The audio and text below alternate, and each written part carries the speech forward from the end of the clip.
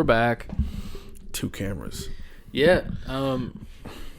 It's weird being back now.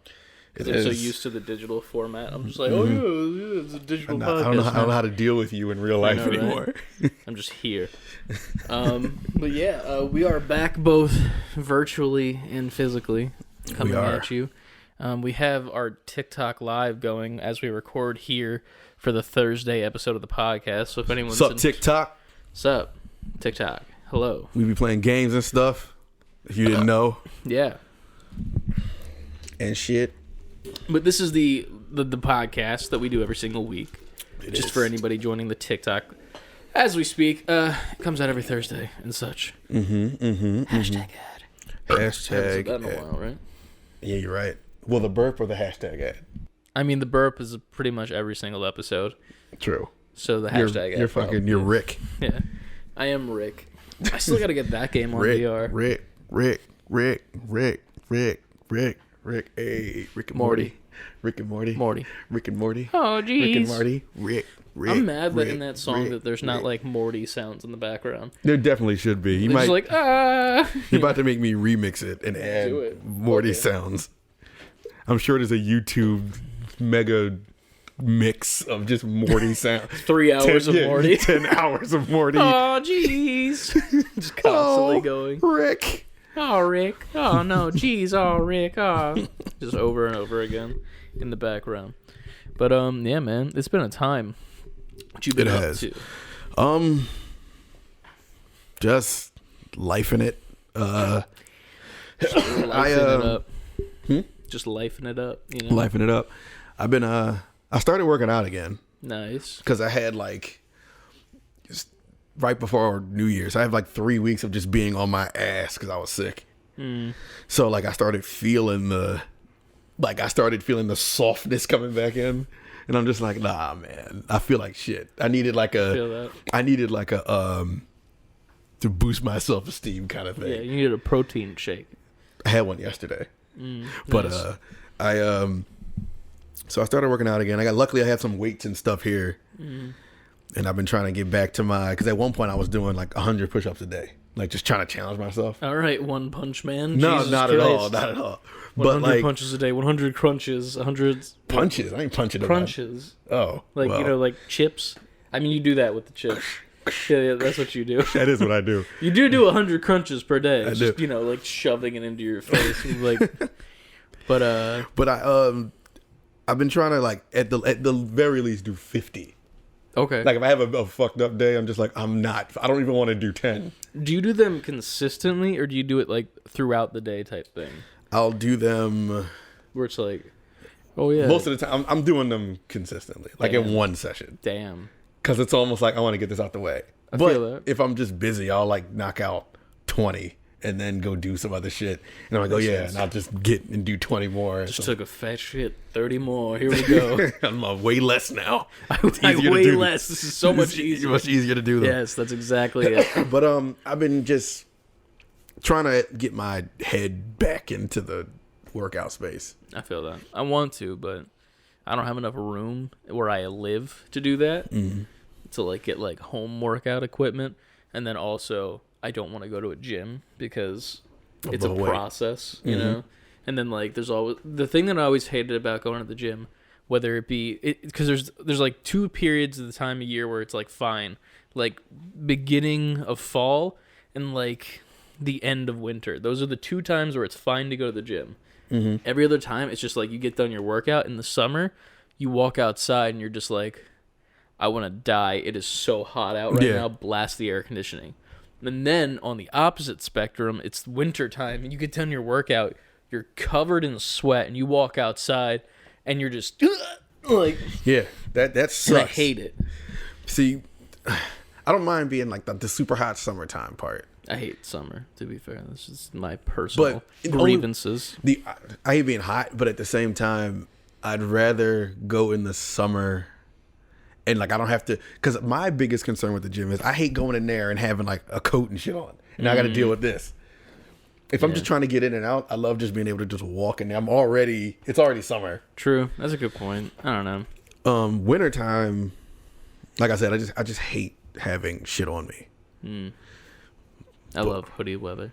Like, I'll work out in a hoodie more than I will not work out in a hoodie. We're doing if it's just hoodie, I'm talking about like it is right now. Yeah, if it's right now, then I'm having a bad time. Right. But I am one of those people that did the, you ever go to the gym and then you see like that one dude who wears shorts in the wintertime? Yes. I've done it before. And like, I'm not gonna say that it's not a bad thing, but like, there's something about it. Like, it gives you like a pep to your step, because you're just like, oh, I got to get in there to go work out once you get out of your car, because you're like, ooh, my legs is cold. But then when you get out of the workout, say it's like leg day or some shit, that feels nice.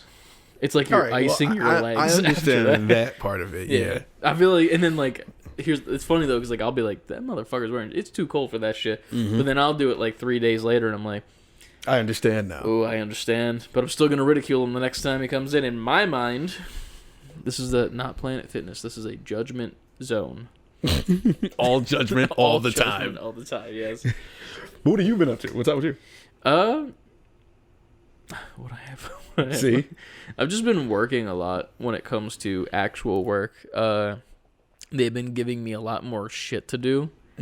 And not that I don't want to do the shit, but it's one of those things where it's like, hey, we have stuff for you to do. Would you like to do it? And I'm like, well, I mean, is it work? Because, like, sure, I guess. And then, like, okay, cool, now you're going to be going to Georgia with us. And I'm like, what? Like, huh? When do you have to do that? I don't know, because this discussion was had, like, a month ago. Like, hey, we're giving you more stuff to do. Also, you're going to Georgia with us. I'm like, okay, when? They're like, oh, in January. I'm, like, looking at the calendar. And I'm like, hey, guys, it's almost the end. Right. So what's the deal? What are we doing Do I need to pack a bag? Do I need to fucking get my passport out? I don't know what the fuck the process is of flying anymore with the world the way it's in. Do I need to fucking stick 80 pieces of Q-tips in my nose? With the world the way it do? The way it do, you know? I don't know. I don't know what the world is like anymore when it comes to travel. So I'm just like, what's going on here? It's like, this is actually happening or not? Right. And then another shit that happened, which was ironic, I had a bit of an existential. Words are hard. Existential. Good there work. It is. Good job. There it is. I had a little bit of one of those crisis at the end of it when I found out the news that one of my coworkers has gotten a new job. Oh, yes. And I won't say specifically who it is, just in case that 2 weeks isn't put in yet, but I think in theory it should be by now. Either way, he's already accepted the position, so now I'm at the point where I'm the last one left at this place.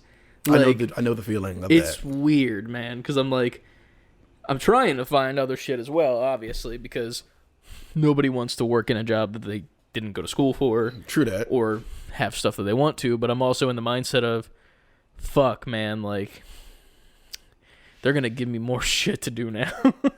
And, like, I'm not going to get paid more. I know that, because that's not the way that this company works. They're just going to be like, here, if you can't do it, then guess what? Bye-bye.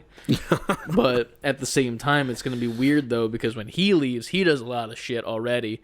And then when I leave, I do a lot of shit. So I feel like they're going to be fucked.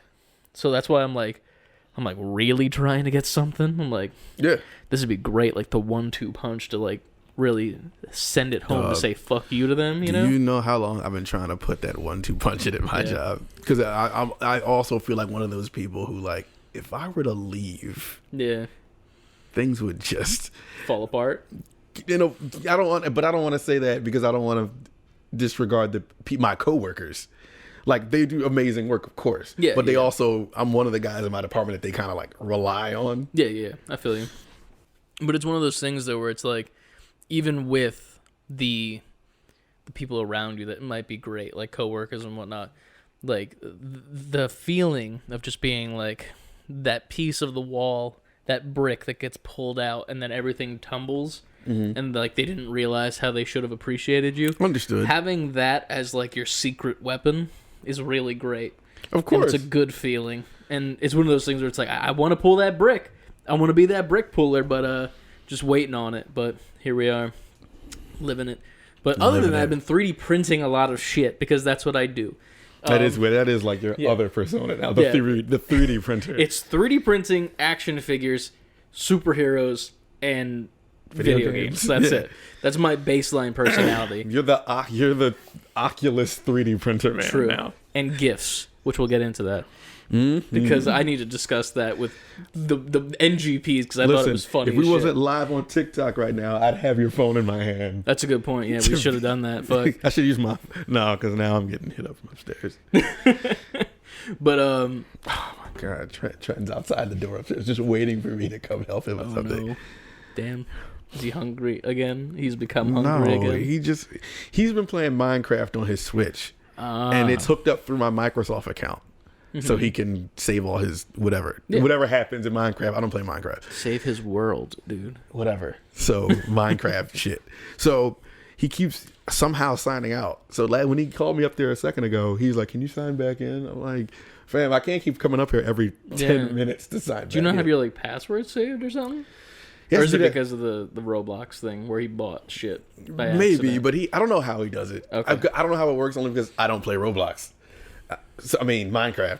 So for me, it's just I don't fucking so I always have to do that thing go on the Microsoft account and sign in and put the code in.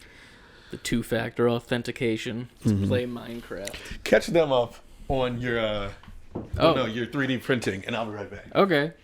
So and them too. Everybody. Jesus Christ. Well, I'm here alone, as you could see. I'm talking to the phone, which is weird, but I've been 3D printing a bit. Recently I just got into printing some stuff for some action figures that I have on the side that I don't really display as much. I'm printing this shit where it stacks up my Iron Man armors, but Spider-Man instead. I don't know how to explain it like that. It's Into the Spider-Verse when they go into the spider lair, that shit. That's pretty much what's going on now. And then also you'll see it soon on TikTok and probably not on YouTube, but I printed a Master Sword for that guy who just left, and I'm going to be working on that and making sure that it is nice for his streams when he goes live, and it'll be behind him over there when you guys are watching on Twitch and YouTube for the OG stream, so that's pretty neat. I've run out of things to discuss. Ant has arrived. Listen, we gotta get this office space, dog. Jesus Christ. Well, we're back. I should probably do that. For continuity's sake. All right, catch me up. What were y'all talking about? Not much. I kind of talked about the 3D printing for a bit, and my microphone's unplugged now. What?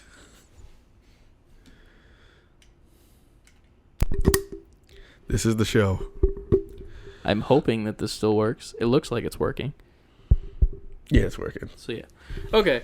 But no, we were talking a little bit about I've been printing some shit for some figures that I had in my totes that I put away that I don't have on display because, space and lack thereof. But I was printing, I found this file for Iron Man suits. It's the armory or whatever you would call it. And it was for the 4-inch figure, so I had to scale it up and out a little bit. And I scaled that up and out, and now I have that printing. I have 3 so far. And I'm printing those for some of these spider armors to kind of do the Into the Spider-Verse spider lair scene where all the suits are there. So that'll be pretty neat. I already have the Mark 1 armor one getting painted, so that's going to be good. Dope. And then it was ironic because Nicole brought up oh, you have the What If Doctor Strange cape one, and I'm like, I do, and that was one in Into the Spider-Verse, and I forgot about it, so I got to put that in there. But I had to repaint that one as well because they were lazy and didn't paint the web lines; they just sculpted it. Lazy bastards. It's rude, and they should feel bad. But they should. Other than that, I was telling them that they will see a TikTok of it soon because I actually made clips from the figure portion of Figure Friday this week to see how they do with the Master Sword that I printed up. So that I just picked up some Bondo, which is gloop that you stick in cracks and shit. Bondo.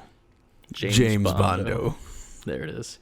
I knew it immediately where you were going. I was like, you had to know. Yeah, with the past week's podcast and whatnot.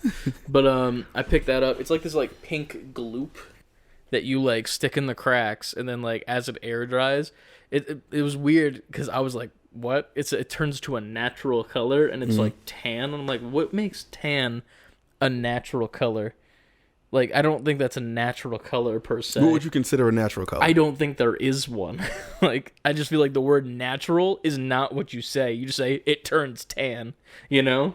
Okay, yeah. Like, in my mind, I'm just like, what makes the color tan natural? That's just stupid. If I had to go and read something that said it will turn a natural color, I'd be like, what the color is that? Yeah, there's no color. It just turns purple. Like, all right, that's natural. It goes from pink to purple. Like, I don't know. But I got to do that. I have to get gloves for it because it's like, you don't want to get it on your skin. But I didn't read that until I got home and was about to do that. Mm-hmm. And I didn't. But, so I got to do that. And then I got a little rotary sander for like the palm one, you know, like it's got like little disc sandpaper on it and shit.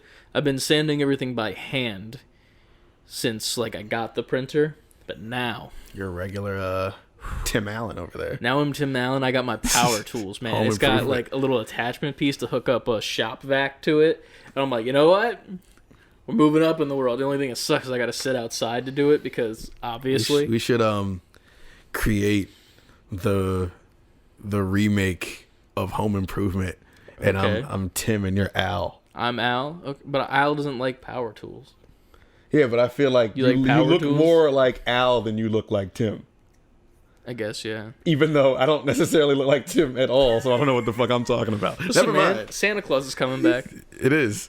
That's the most I can get from that conversation. The Home Improvement game footage must return. Honestly, it'd be pretty funny because that ironically is the second highest viewed on our YouTube channel for content. If I bring that back, I have to find a code to go to a different stage because I don't want to work my way through that dinosaur stage. There's got to be on like cheatcodes.com or something. Yeah. First game, Home Improvement, most trending code. Yeah, right. The only people playing it on Twitch, us.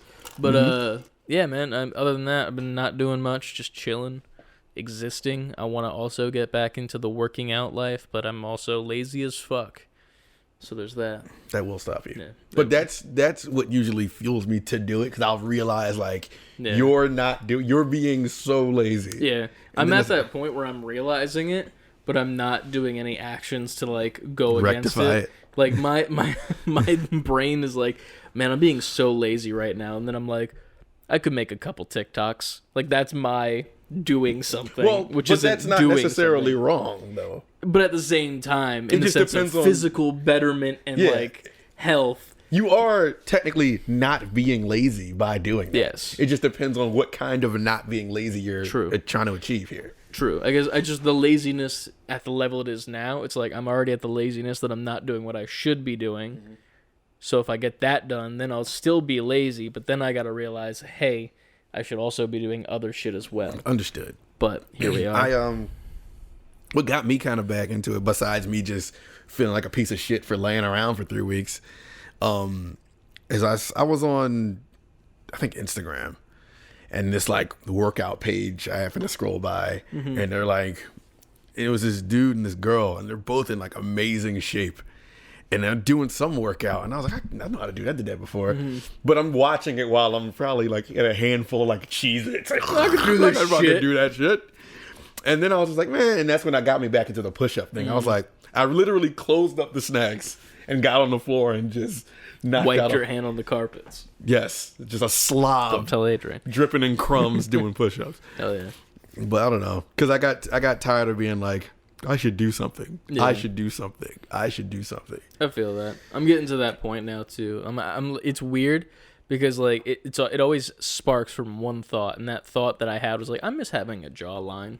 Because I used to have like a fucking like like a legit jawline. Same. Like, I saw a picture of me in high school, and like, ironically, I used to be called Justin Bieber because I had like the swoopy haircut. Like, to be fair, I had it before that kid was relevant.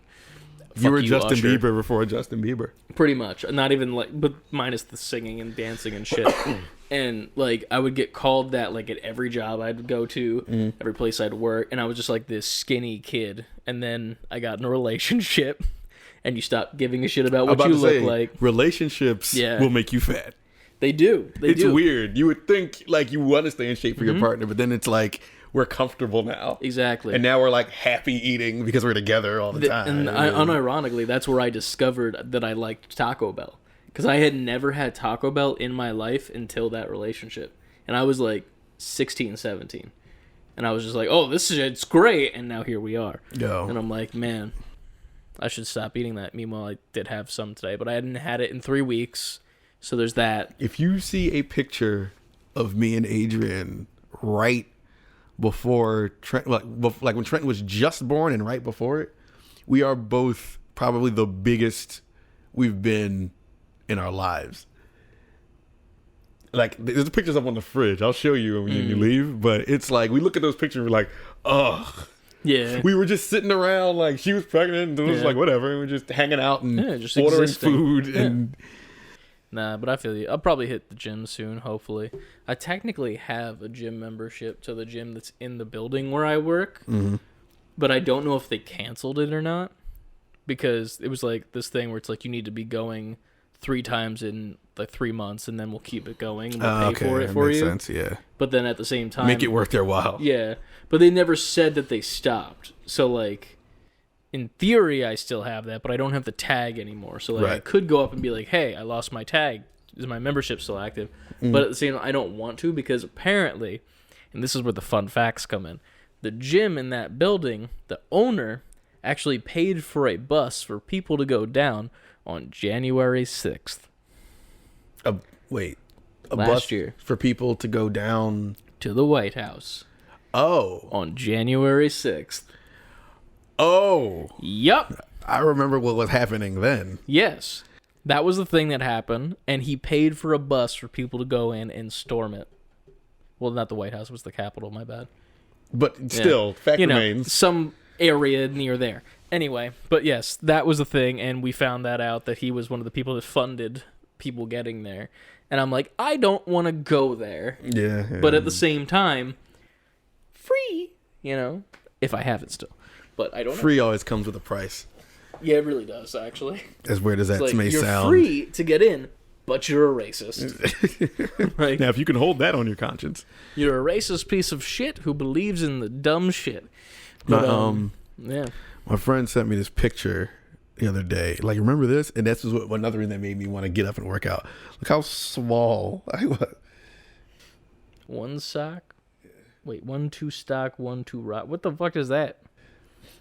Okay, well, if we're going to talk about the shirt I'm wearing. Yeah, I mean, yes, you objectively look tinier. I'm like 23 here. Anyway. But the shirt, is this something I should understand the reference to? 1 to stock, 1 to rock is people of sneaker culture who buy sneakers and they buy 2 pairs, 1 to wear and 1 to...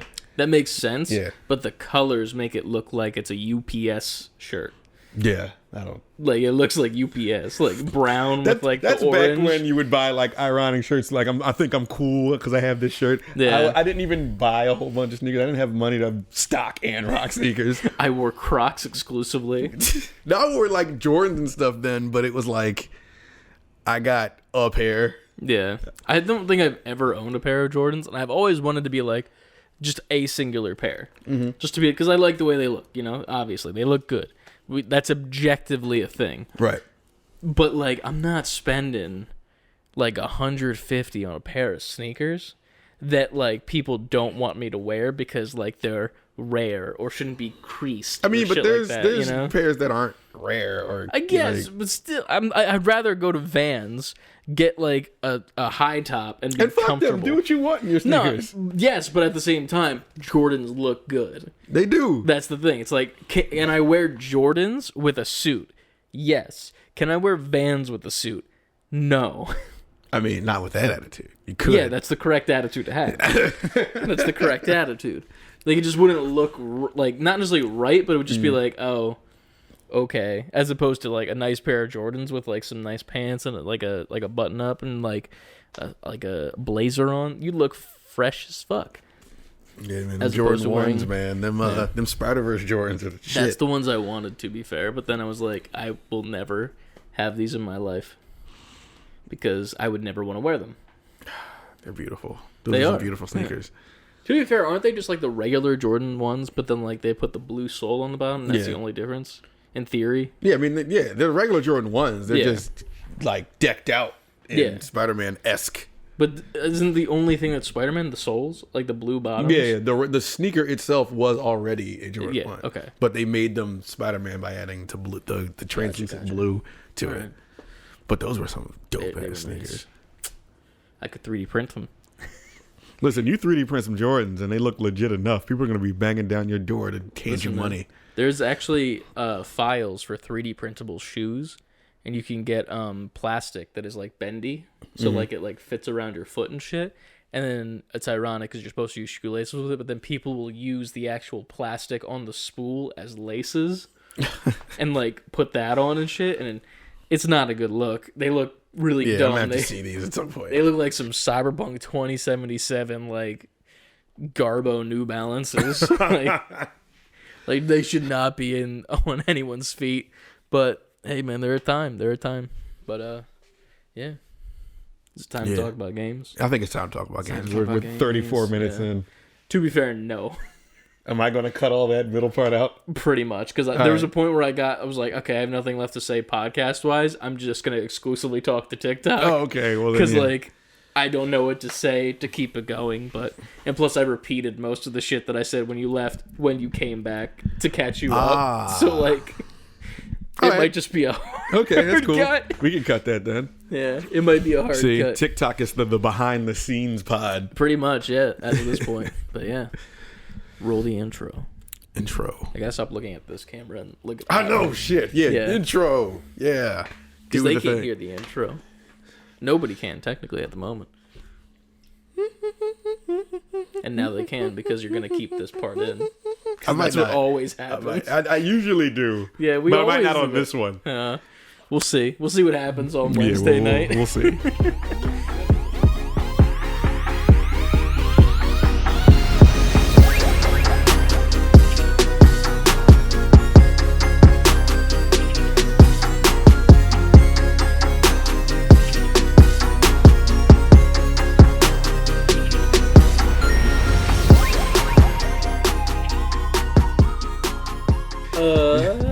Level up, gamers, and welcome up. We're gonna read. Come on up. Welcome up. Level up, gamers, and welcome back to another episode of the Save Before Quitting podcast. As always, I am Chris, and I am joined by my co-host. I'm Ant, and this is level 66. Yes. Yeah. 66. As always, you can follow us on Twitter, Instagram, TikTok, Twitch, and YouTube. All at the same tag of save the letter B, the number 4 quitting. And if you need to remember that, there's a nice little acronym for you. It is Titty. There it is. TITTY. That's where the animation goes. I don't know if you've ever seen that in video. I've noticed it's great. Anyway, moving from that, you can also go to our website, savebeforequitting.com, to check out some of our merch options, watch our Twitch streams live on the website, or just check out all the rest of the socials and our Twitter feed. You can also email us at savebeforequitting, at gmail.com, in order to ask us questions. Each week on the podcast, we have the Q&A section at the end where we give our opinions on specific things. And you can do that as well in our Discord, which you can go to any of the links in our bios of any social media, join up, read the Don't Be an Asshole, and then move forward and join the conversation. We play Wordle every day now. That's a thing. I got to get in on that. Dude, Wordle's fun. Like, I keep seeing it everywhere, obviously, but it's just like I haven't taken the dive yet. It's weird because, like, it wasn't a thing for me, like, at all. Like, I didn't know what it was. And then they had it on Attack of the Show. And Kevin brought it to the table, and then, like, they played it, and they had a good time. And it's just really objectively fun. It's just a nice word game, and it's, like, a community thing where it's, like, you know, it's the same puzzle for everyone every single day. Right. And it's one per day. Nice way to wake up in the morning. Just, like, boot up the mental processing and then just get ready to go. Wordle it up, you know? Wordle it up. But it's really fun. I like it. And it reminds me of Lingo, the game show back in the day, which I love that show. And I had the brain blast of it back when I went to AEW with Brett, and we were at this place right outside of the Prudential Center. And I was telling him about Wordle. He's like, yeah, he said it's a lot like Lingo. And right when I said that word, he had the same exact reaction I did when I heard Kevin Pereira say it. And I was just like the fucking animation going into my ear, into the center of my neurons, brain blast Jimmy Neutron style. And I was like, Lingo was a thing. And I watched it religiously. What channel did that come on? I don't remember. I don't know. It was a thing that happened. That's all I know. I remember it was Lingo and then Whose Line. Those were like back to back. Whose Line was the shit. Dude, Whose Line is great. Otherwise, besides that, yeah, that's about all the socials that we have, I believe. But make sure you're following us on TikTok. Right now, we're actually live streaming on TikTok. We are. While recording the podcast that will come out on Thursday. So if you missed it, you missed it. Missed it. Sucks. Yes. But we have had a couple people in the chat, and Yuki is always hopping in for a little bit while she's driving home. And then a couple people here and there. I think there's a total amount of likes at the top left of how many we've gotten so far, which thank you. Right. But, appreciate it. I don't know how this thing works. This is our first time. Yeah, first time in person together. I did it with the Twitch stream, and That's it was just weird. I was just like, what am I supposed to... What happens now? Yeah. And that was like during like the awkward figure Friday where I was like, hey, here's me showing off I gotta show TikTok. Oh fuck, what do? Yeah, we gotta figure out a way, an optimized way to do it when we do the streams. Yeah.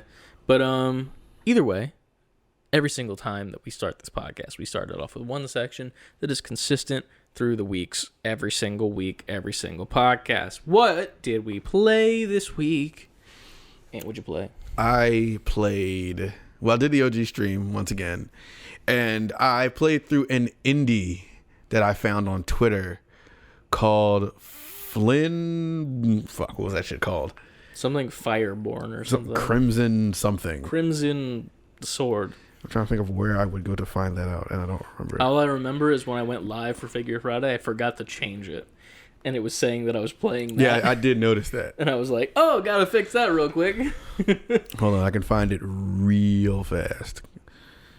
Boo-doo-boo-boo-boo. Do-do-do. It's just the finding it. Finding it. Do-do-do. Flynn, it. Son of Crimson.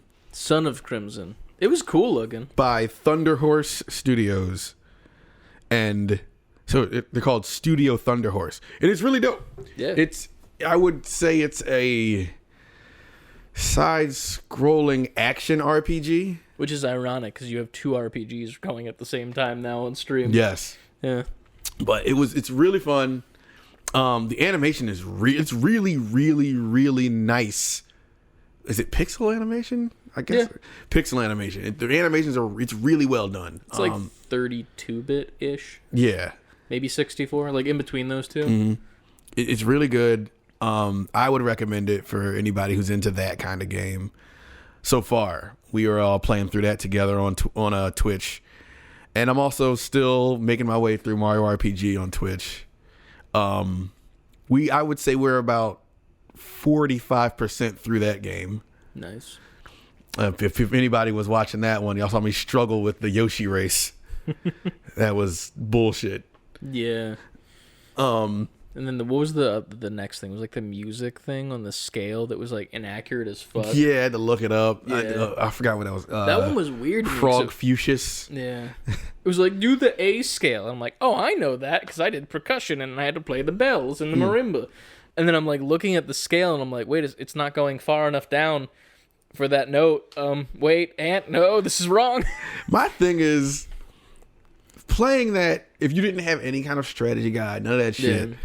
That's impossible. As a kid, I'm sure as an adult you could finally figure it out. But if I'm like, when that game came out, I might have been 8, 7. So it's like 6. I was on at 6. I was just counting down to 0. New Year's, baby. Yup. But like, I don't know how I figured that out as a child without the internet. Did you figure it out? Or yeah, I've beaten that part before. Damn. I mean, then it had to just be trial and error then, right? It had to be. Damn. It had to be. But anyway, been playing those two. We played some Splitgate last night. Yes, we did. It's a good time. It was fun, man. Like it was fun in general just because we got Lucas into it. And I forget what we were playing. We were playing something else like way like earlier in the week. And Lucas was like, I don't want to touch that game in the Discord because the last time he played it, he like raged quit that game. Shit. And like he hated it because when it first came out, you had to get to like level 10 or something to get to the fun game modes, like the split ball and all that shit. I remember having to do that myself. Yeah. And like I was like telling y'all, because like I played with like the haptic guys for a bit, so I was already at that level playing the fun game modes like gun game and shit. And I was like, trust me guys, like once you get to level 10 and you get these game modes unlocked, it's worth it. And then you feel better with the other game modes, like you'll get better over time. And Lucas just was like, I fucking hate this shit. It sucks. And then we played last night, and since all the options are just unlocked for everyone now, he just had a fucking great time. Yeah, I'm sure now. Dope. Awesome. Back in a Splitgate. But he must have just had a bad experience, like you said. 100%. Because I remember playing that game, and I said it even last night. This is one of the only shooters right now that I feel like it makes you feel good. I feel like I'm 100%. Good at this. I feel like I'm contributing. It's really fun to level up, and it wasn't in the beginning. It wasn't hard to level up. That was one of the games. Like I said, it just made me feel like I know what I'm doing here. Exactly, which is crazy because it's very technical too. It is with the portals and shit. Like even if you don't use the portals at all, which is it's I love it because you don't need to. Which is the beauty of the game. Which is kind of why I feel like Fortnite is great too, because like you don't need to build, but if you do, you're infinitely better. Right. In Splitgate, you don't need to use the portals, but if you do, you are infinitely better. But at the same time, you can still have fun either way, which is the crazy part. But like you don't need this, but it would benefit you greatly if you got good at it. And remember that the grenades don't do actually anything besides get rid of portals. If that game were to add actual grenades, it's a whole different that and sliding. Would you rather sliding or the grenades though? If you had to pick between the two, because I have a definite answer. Sliding, 100% sliding, because like it feels like you should be able to slide. It does, because the game is so, my favorite word, frenetic and fast paced. I was gonna bring it up as well if you didn't. But I think I'm beginning to learn that those are the kind of games I like. I like fast paced shit. Plus the flying aspect is so much fun too. To go from like a slide into like a hover to like you can there's so many ways that you can implement that slide. Oh yeah, that would make it pretty crazy. Much Titanfall 2 multiplayer if you think about it. Yeah. But minus the portals, like if you just add the slide to it, you have the flying jetpack. It's a little bit stronger than Titanfall 2, and then you could slide. The only thing you need is a grappling hook, which would be wall running. Dude, a wall run and a grappling hook. Woo! That's just Titanfall 3, man. I think that's where, but maybe that's why it's so easily accessible. Because once you add all of that, at that point I'm gonna feel like, okay, I'm losing every 3 seconds now. I feel you. Yeah. Once there's one person who can do all of them in sync perfectly together. But it's been fun. It has been. Yeah, it definitely. We played till like fun. 1 a.m. last night. I was like very surprised. This conversation is making me want to get back on there and play again. Hey man, we're recording early, so true. And technically tomorrow might be a snow day. Well, I'm off tomorrow, so look at that. It's Splitgate day. It might have to be Splitgate day. Yeah, I gotta figure out if I'm working from home still. But here we are. Is that all you've been playing though? Splitgate and the OG shit? That's all I played. How about you? Me, also Splitgate, obviously. I won't harp on it for too long. It's just really fun. Played it on the Figure Friday stream this week with Frankie in the Discord, which was a great time. I think it was the first time we played games together, actually, since he's joined the Discord, and it was a good-ass time. The OG stream that I saw all of. I mean, the Figure Friday that I saw all of. I would hope that you saw all of your OG stream. I slept through that, too. Yeah, right? No, that was funny as shit, because like I started the stream. I wanted to play Rocket League, because I just wanted to get back into it, because it's just a fun game, and I played a little bit with Ryan, a couple games, and we were okay. We definitely are out of practice. You know, like when Ryan and I first got that game, we both played on PC, and we were taking kids to school. Like we were in sync in perfectly. The cars. Like it'd be like, oh, it's the next person's turn to go and like try and get it in. Meanwhile, one person's staying in net and then moving up slightly, and like we're just like a well-oiled machine back in the day on PC. Right. And then we got it on PlayStation. We're still kind of rocking that way, getting used to controller. Ryan doesn't have a PC that can do it right now at the moment until he gets the Steam Deck or a PC. Whenever the Steam Deck feels like coming out. Yeah, right.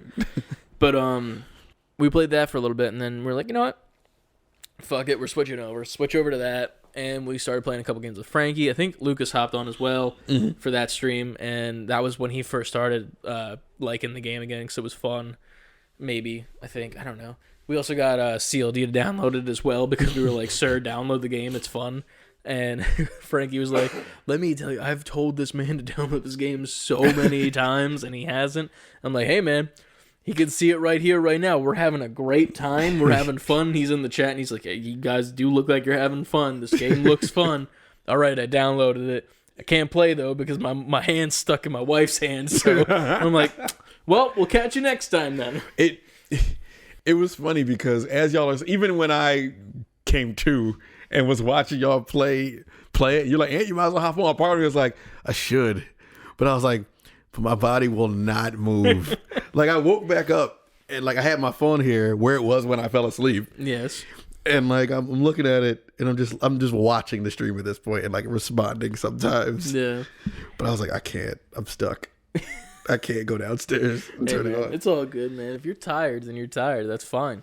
But yeah, we played last night as well. Not on stream, just playing games to play games, which it's one of those things that I've been trying to get back into. Because like, not that like I feel like I've only been playing games for content, but it's one of those things where like I just want to have fun with games again, and like games don't seem to be fun that much anymore. Like when it comes to something like Apex or I don't know what else I can even compare it to. Like I feel like it's the main one that I don't have fun with anymore because it's one of my main games. But it just feels like a struggle to even have a good time. I think I want to do the same. We were talking about that, Rob. Like I feel like when I have time to play, it's either like I want to be like, okay, I should probably do an OG stream because we need that. But it's taken me now when I think about playing games, it's like, do I need to record this? Is it? And I'm not just sitting and playing all these games that I have to have just a good to play time. them. I feel like Halo. that's the thing. Yeah, I want to stream Halo, but at the same time, I feel like I get too focused in it. Where it's like, if we were streaming and like people were joining the chat and like we were actually having conversation, I wouldn't be paying attention, and I'd feel bad because like I was ignoring people as opposed to being like, oh hey, thanks for joining, hey, thanks for showing up. Blah, blah. Right. Meanwhile, I'm just like 2 inches away from my screen, sweating from every orifice, like trying to hit headshots with a pistol. You know, like. I feel like Splitgate is an easy game to stream and be interactive with the chat because you die so much. No, not even because it's so carefree. But I feel like you have to be focused. You have to know what you're doing, but at the same time, it seems like lower stakes and higher fun for some reason. 1,000%. Because even though we were playing it and we were focused, but we were still joking around on the headset and talking shit. That was the funny part. Was like we were playing games. We were getting close to like the end, and we're like, man, they got the lead on us. And they're like, okay, let's stop being friends for a second and focus. And then we would win. And we're like, okay, back to the bullshit now. Back to the tomfoolery. Let's go. And then it was a good ass time though. It was. Yeah. After that, I didn't get to play it yet, but I'll probably play it when I get home. To be honest, if we don't play Splitgate, I bought on the PlayStation sales Lego Marvel Superheroes 2 because it's on sale for $6 on PSN. So I was just like, it's a beautiful price this is right there. Too good of a deal to not pass up as like a game that's just like, you know, fun for the sake of being fun. And like I remember the last Lego game that I played was the first one of that, which came out way longer ago, and I loved it. So this one is like the same thing, but even more so apparently, where you can like custom create characters and like you can give them passive abilities. You can choose the way they get around the world. You could choose like a bunch of other shit and like their weapons, their colorways, everything, and like make your own characters. But then also there's this like expansive library of like all Marvel characters. See, that's dope. Yeah, and I'm just like, for $6, it'd be stupid for me to not get this, especially how much I love like Marvel comics as opposed to the movies. And like the Marvel Lego games are good as far as I'm concerned. I don't know about the DC ones too much. I remember the original Batman ones were pretty good, but I haven't played any of the villains ones or anything like Trent that. has one of them on his Switch. It might be Marvel Superheroes 2, Lego Marvel. Yeah, but we'll play. I played it real quick, and it was like, it's pretty like fun. It's addicting too. Yeah. You just want to play through it. All you do is just run around and break shit, and then get the little studs and shit, and then you can spend the studs on everything. That feeling that what's that like you collect shit and it makes you feel good about collecting it. An addiction. We'll call it an addiction for that. That's what I have. I collect shit and I feel good about it. There's a term for it where if something, it boosts your, was it serotonin levels? Serotonin boosting?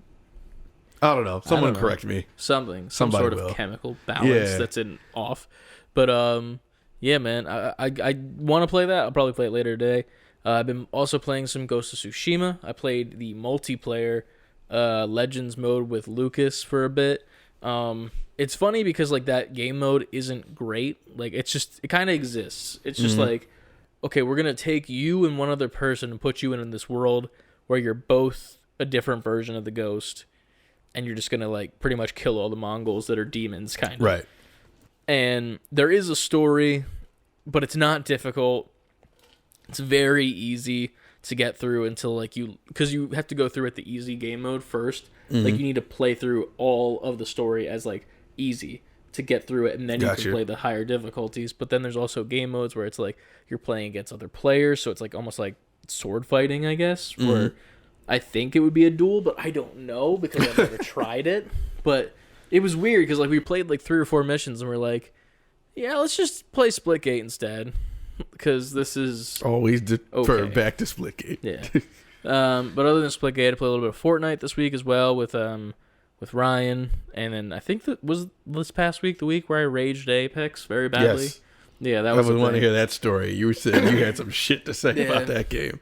To be fair, I think I just had an extremely bad night on it. I fucking went off on that game. I was so mad because we played, I think, like 5 to 6 games maybe. Didn't win a single one. The first game we were in, there was a person who was rubber banding all over the place, and if you don't know what that is, it just means like they were in one spot, and then guess what? They're in a different spot immediately, and they'd be back to the original spot. So they were almost impossible to kill, but then at the same time, they were killing us way too easily for being like rubber banding on terrible internet. So that was really infuriating. And then like on top of that, like the audio wasn't working for me. Like I think the audio just like isn't polished enough because like I was like standing in an area where there's water on the ground and I can hear my footsteps in the water, but I stop moving, and then this dude just kills me from my left that's just like directly next to me. Not a single footstep was heard. Like on some point blank shit? Yeah, point blank, like right in my face. They had to have made some sort of running attempt to get that close to me.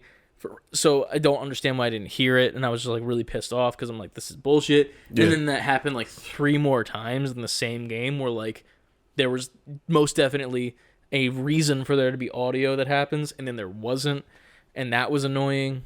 On top of that, Ryan was also just trying to get me riled up because that's what he does when we play those games, and he can deny it all he wants. But even Lucas was like, I was on your side for most of it, but then I heard what Ryan was saying. I'm like, oh, we're doing this now, and then I just went along with it. So I'm like, I get it, but that's why I got here Lucas back last night for being old. Hey man, it was one of those things where I was just like, I was so mad and I was fuming. Like my heart was racing and like skipping beats, and like I was getting lightheaded from how mad I was. Right. On top of Ryan making me mad because he was doing it on purpose. And then it was ironic to me because after the 6th game, the first person to rage quit was Ryan. He's the first person that left. He's like, yeah, I'm done after that. And I'm like, are you serious? You want to play something? Before I could even finish a sentence, I was like, do you want to switch to Fortnite or something else? Gone. Off of PlayStation, just not left. Playing anymore. He sounded mad as fuck when he left. And then me and Lucas, we're just sitting there like, oh, okay, what the fuck? And we're just talking for like 10 minutes after that, just like chilling because I'm trying to decompress after almost fucking dying. And I'm like, oh, I see how it is. Look at that. The one who causes the anger is the one who rage quits, I see. You know Ryan's going to hear all of this and have a lot to say. I know, that's why I'm saying it. A lot to say in the Discord. Yeah. Listen, man, and it's funny because here's the thing: Lucas is on my side. He can back off as much as he wants and act like he's not on my side. But even he was like, "Oh, we're doing this to get Christian mad. Okay, I'll get on it." But then he rage quit. Ryan rage quit first. Lucas and I chilled there for a bit. And we were like, "Oh, we could play something else." But we're like, "Oh no, let's just get it off. It's fine." So I'm just pointing it out there. Fun times. Just putting it out there in the Apex world. No, not at all. But I did uninstall it again because I'm just like It's not the game I fell in love with. Do I love Apex? Damn. Yes. Do I love the current version of it? No. That's the only thing. I understand that. Yeah. Ironically, apparently another thing that's hilarious to me that makes the game even worse. So this is a story for Brett to tell on his podcast, but I'll tell it shittily. Shittily. He texted us one day, and he's like, yo, I just got banned from Apex for cheating. Yo, I saw him tweeting about that. Yeah. So, apparently, I don't know if there was like a data leak or something like that from Apex themselves, but apparently his account on PC, his like Steam version, which is connected to his PlayStation, but they're separate. Yeah. Connected but separate. Someone hacked into it and was playing on that account and cheating on his account, which then got that account banned. But since it was connected to his PlayStation account, that also got banned, apparently. Wow. And he had to like talk to support like the whole day to figure out what the fuck was going on. That's some serious bullshit. Oh yeah. And like this is coming from a person, Brett, who still plays the game because he also loves it. He's just able to like get past the rage, I assume. He's paid for every single physical version of the game. Right. Because it comes with like an extra skin for each of the characters and he wants to support it. So it's like $20 for each one of those. The digital editions of the games has all of those pretty much, except for like one or two. This dude's put in money in this game. He's invested pretty much. Oh yeah. And he just gets banned out of nowhere for cheating when he didn't cheat and someone hacked his account, started playing and cheating on his account on his PC version, which he hadn't played in like 6 months. Video game, like, this online shit is like the Wild West right now. Yeah. Especially with like data leaks and shit like that too, because it's like you don't know what's going to happen from where your passwords are going to get taken from. And like I know him too because like he's got this like password encryption fucking app thing. So like it's hard as fuck to hack into his shit. Like for normal people, everyone has like, you know, the same like 3 to 4 passwords in their head that they slightly variate a little bit here and there for their shit. This dude's got like a different password for everything. Legitimately.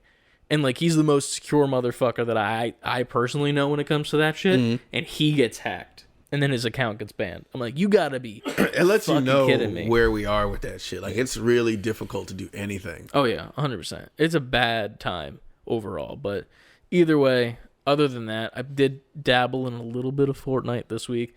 Nothing crazy. I think I actually played with Ryan and we both not necessarily rage quit it, but there was something that happened. I think it was at the battle bus reviving him, and me being the dumbass didn't build around it to like protect myself. Dumbass. Yeah. My little dumbass. Little dumbass Chris. I'm like this close to getting Ryan up. Like this close. And then all I hear is "Pacow!" right on my fucking head. I couldn't tell the difference between the game and the sounds you made just now. You're good at that. I know, right?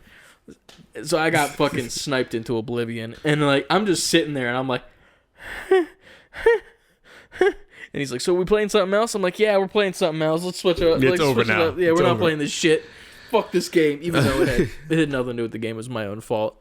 But yeah, man. I've been playing that off and on though. I did complete the battle pass. I have Spider-Man. I have Symbiote Spider-Man. I got to get the Future Foundation suit in the bonus quests. But that's about it. The Rock comes out in like 20 days, I think. So there's that. Of course. I forgot all about that. Yeah.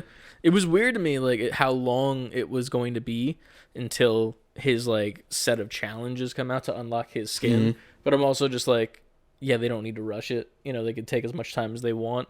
Because I think it's building up to an event, like a big Fortnite event again.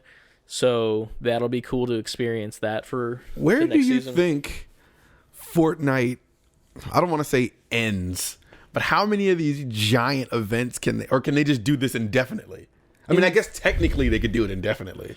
In theory, they could do it indefinitely as long as they have, like, good story. Not that they need good story because they could do whatever the fuck they want. But I don't think it can ever technically end because of how much money people have put into this game. Yeah. Like, with the skins and shit. And, like they'll have to literally get to a point where they stop putting out skins for, like, a year or so. And then that's when they can start, like, being like, okay, we're not doing this anymore. But, like, when there's a new, like, IP/character every single fucking week, they can't just be like, oh, yeah, by the way, it's done. So, okay. And I think we've posed this question before, but given everything that's happened recently, I'll pose it again. Is there ever going to be Fortnite 2? Or is this going to just live as this online game? I think it'll and just iterate. It's going to do the iterative thing I think it's going to just be iterative and just exist, kind of like how GTA 5 has. Mm-hmm. But like I don't think GTA 5 will ever die either. Well, no, it's just GTA Online now. Yeah. Well, that's the thing. It's like it went from being GTA 5 to GTA 5 or GTA Online or whatever. Like I feel like it's going to be the GTA Online of the shooters. Like GTA Online is going to exist forever now. Yeah. Even if they make GTA 6, GTA Online will just still be a thing. Even if they still use the same engine as GTA 5, it'll still be a thing that exists as like an RP thing or just like an existing thing. Right. Same thing with Fortnite. Like the only thing that they can change is like what guns are in it, what building aspects there are, and like, you know, story aspects if they want to do story, which they can, and they can pretty well from what they've done. Like, not to like say that it's great, but like they've got pretty decent storylines of explaining how all of this shit is like happening in this one world where everyone can come in and just like, oh, here's Spider-Man, here's Batman, bless you. Thank you. Was that a cough or a sneeze? Listen, I'll take a blessing no matter what. That was definitely a cough. It was. Your cough sounds more like sneezes than anything else, to be honest. These coughs need to go the fuck away. They do. But, yeah. So that's going to lead us right into news. Yeah, it is. Here comes the new challenger. Now, for people listening, you were already listening to the podcast, and I know this is going to sound weird, but we have to interject 4 days later after you recorded because there's been some breaking news and some news we meant to cover. Also, if you're watching the video version, there's magically 2 other heads on the screen. They're up there. They're up there on your screen? They're down there on the screen. I put them up top because, you know. Because it's almost Black History Month. I mean, I was just like, hey, they're the guests. They get top, you know, but that works too. I have to make you uncomfortable a little bit all the time. I'm chilling, man. Nah, but joining us, we have our good homies, Reject Reef, and that one guy, Kev, the OG and GP himself. And we wanted to come back into the podcast to address the recent, was it G4, right? Yeah, it was on G4. The recent G4 drama, would you call it? Not really drama, but kind of. Yes and no. It's turned into drama, but not from G4. Like the community. It's an ongoing thing in the game industry. Yeah. Now, all right, I need you to retell what happened. Either of you guys want to tell it out, or? I do think that there is a larger discussion about Red Dead Online and that we need to have eventually about game design versus immersive experience and comparing the Red Dead Online multiplayer experience versus the solo player one. But I actually want to talk about something so much more important than Red Dead Online: sexism in gaming. In joining G4,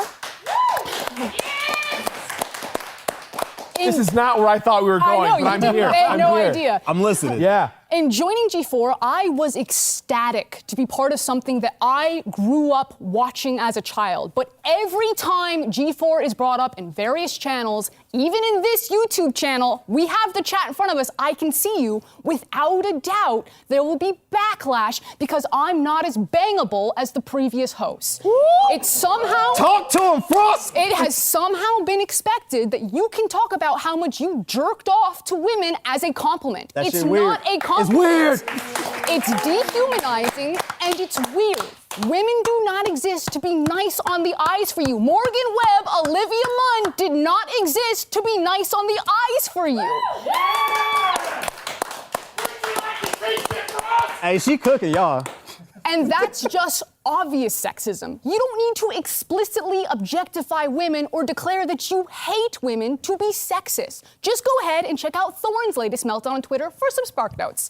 Now, here at XPlay, our reviews are written and produced by a team of people. There are too many games for one person to shoulder the burden. So we divide and conquer. And when we use language like we or I, that's the reviewer. That's coming from the mouth and experience of the reviewer reading that review. And that's not not to say that Gerard, TBH, Adam, or myself don't contribute to the reviews. We absolutely do. But it'll always be in varying degrees and take a whole team behind us. That's why we're X-Play and not Adam Play. We have done the experiment and controlled for the variables.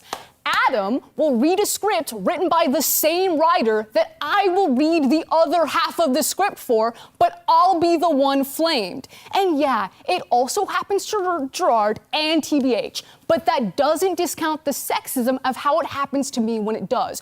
Both things can be true, that there is a general hatred of any change that isn't Adam, and that I'll receive special flame just for being a woman. And I wish I could turn the camera around so that you could see the incredible team that make X-Play. Half of our producers and writers are women. Emily, Abby, Megan, Joe, Jake, Zipper, Gabby. It goes on and on and on. Former writers that are now on ATOS like Vanessa. When you're in our DMs or on those YouTube comments or in Twitch chat right now, those reactionary threads thinking that I'm somehow ruining your current X-Play experience because you can't objectify me how you previously did to Morgan, or that I'm somehow less qualified to speak on something, but you can't quite put your finger on why, even though I'm reading the exact same script as Adam, but you have no problem with he's part of it. You're letting your unconscious biases ruin my day, and you're gatekeeping the gaming space. So maybe for 2022, we be a bit nicer, a bit more self-reflective, and we enjoy the fact that people are working hard to make free content for you. If you don't like it, don't watch it. Peace. Hey, I gotta back you up. Because I know this started from our Twitter convo. Reef was asking us pretty much about our thoughts on it. So yeah, Reef, can you tell what the whole deal is?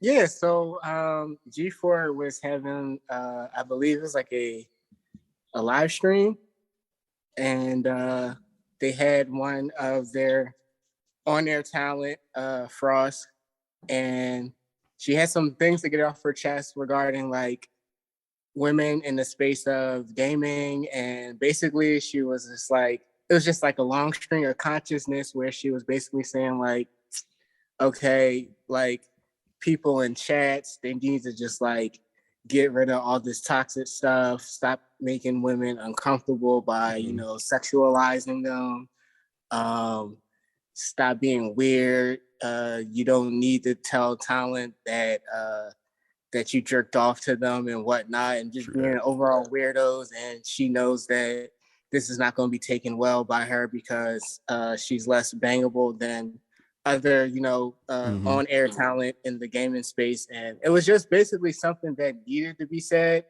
And definitely, a lot of people took it the wrong way. And that's what I seen first. I just seen that reaction about it.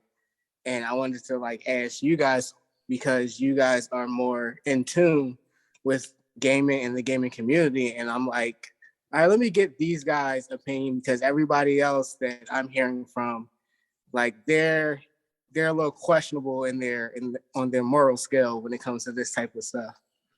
Now, we don't got to obviously say the names or anything, but what makes what they said questionable? It's just when I seen the videos, and then I was like, all right, well, I get their perspective.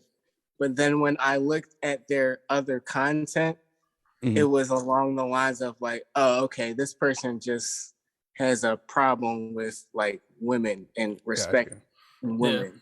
Yeah. Any women that have some sort of power or, have confidence in themselves. Yeah. So I wanted to get like an outside opinion of that. Yeah. What were you saying, Kev? I was just saying they don't even have to have power. They just have to exist. Oh yeah. In that space. It's really absurd. It really is. And it's to the point now where like games should be so equal. They should be ridiculously equal opportunity. And then in the safer spaces it is.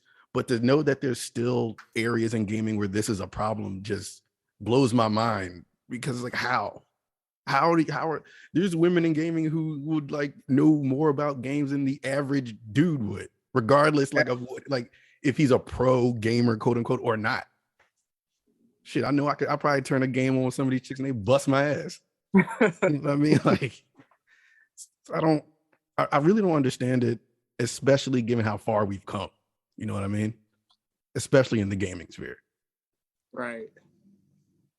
And I just don't understand it. Like, a lot of people were saying like it came out of nowhere, and I'm like, have you like kept in line with like the news? And I'm somebody who considers myself a gamer, but I've kind of had to fall back due to just being like an adult and doing all this other stuff. I get it. And even I knew like this was still an issue, whether it was like stuff about Twitch or stuff about like women who work for like game development companies. I'm like, this has been a thing for a while, so I don't know why you guys are acting like she's like talking with two heads. Right. And especially given like, what was it last year, or the whole Activision thing, the whole sexual harassment deal happening with Activision. There were other companies. Was it CD Projekt, Chris? I think that was just the Forced Crunch. I'm not sure if it was anything about sexual misconduct. I know there was another but there's one. Yeah, it pops up almost every other day. It feels like just news stories coming in and out. But yeah, man. I mean, the craziest part was I mean, personally, I was in the live chat while it was happening, and I remember it was I was waiting for our friends over at Haptic Intel to go live on their channel, and I'm just sitting in G4's chat, and they're like, I forget what the topic was specifically. It was something about like you're looking forward to, you want changed in the gaming industry along those lines. And like, you know, some people are like, oh yeah, the PlayStation Game Pass, and then other people are like this and that, and then Frost is like, well, here I go, and then just, you know, just went off, unloads, and I'm just sitting here like, yeah, fuck yeah, and then I see the chat, and I'm like, oh, chat is never a safe space in those contexts, and like, absolutely not. It was bad, man, and like, I don't even want to like quote anything or like say anything that was said. But like, I was like, oh, maybe it's just YouTube because I'm watching on YouTube. So then I head over to Twitch, and it's just as bad. And I'm like, you gotta be kidding me right now. And then like, she's like, while in mid, I guess rant, and she's like, I can see you in chat doing it right now. We're reading you proving me right. And I'm like, oh man, she's so fucking right now, and I'm behind it.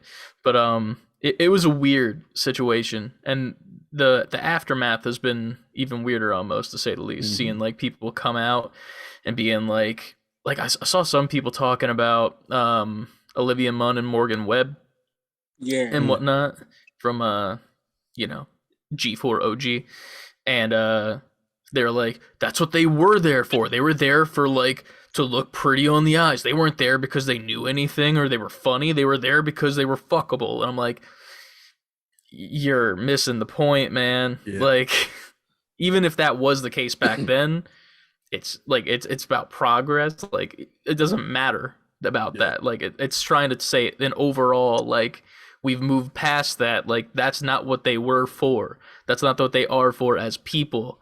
Just because you think that way doesn't mean it's right, and also don't say it, because if you do think that way, shut the fuck up, you know? Pretty much. Yeah, for sure.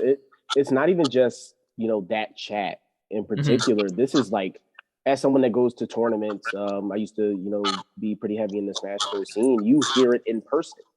You hear it, you see it in tournament streams, you hear it in the chats. It gets so bad that, you know, some commentators, they will turn off the chat in the tournament. They can't do the chat or anything like that. Or if they pop up, they're immediately objectified. I'm sure we all remember the big 2020 like Smash Bros / fighting game community blow up with all the sexual assault accusations coming out. It was just nonstop, back to back to back to back, and it just shows an underlying issue that, you know, has been living in the gaming community that people always know about, but they kind of just push it to the side, sweep it under the rug. You know, I'm just here for games. I'm not worried about that stuff. And you keep doing it until it happens to somebody you know.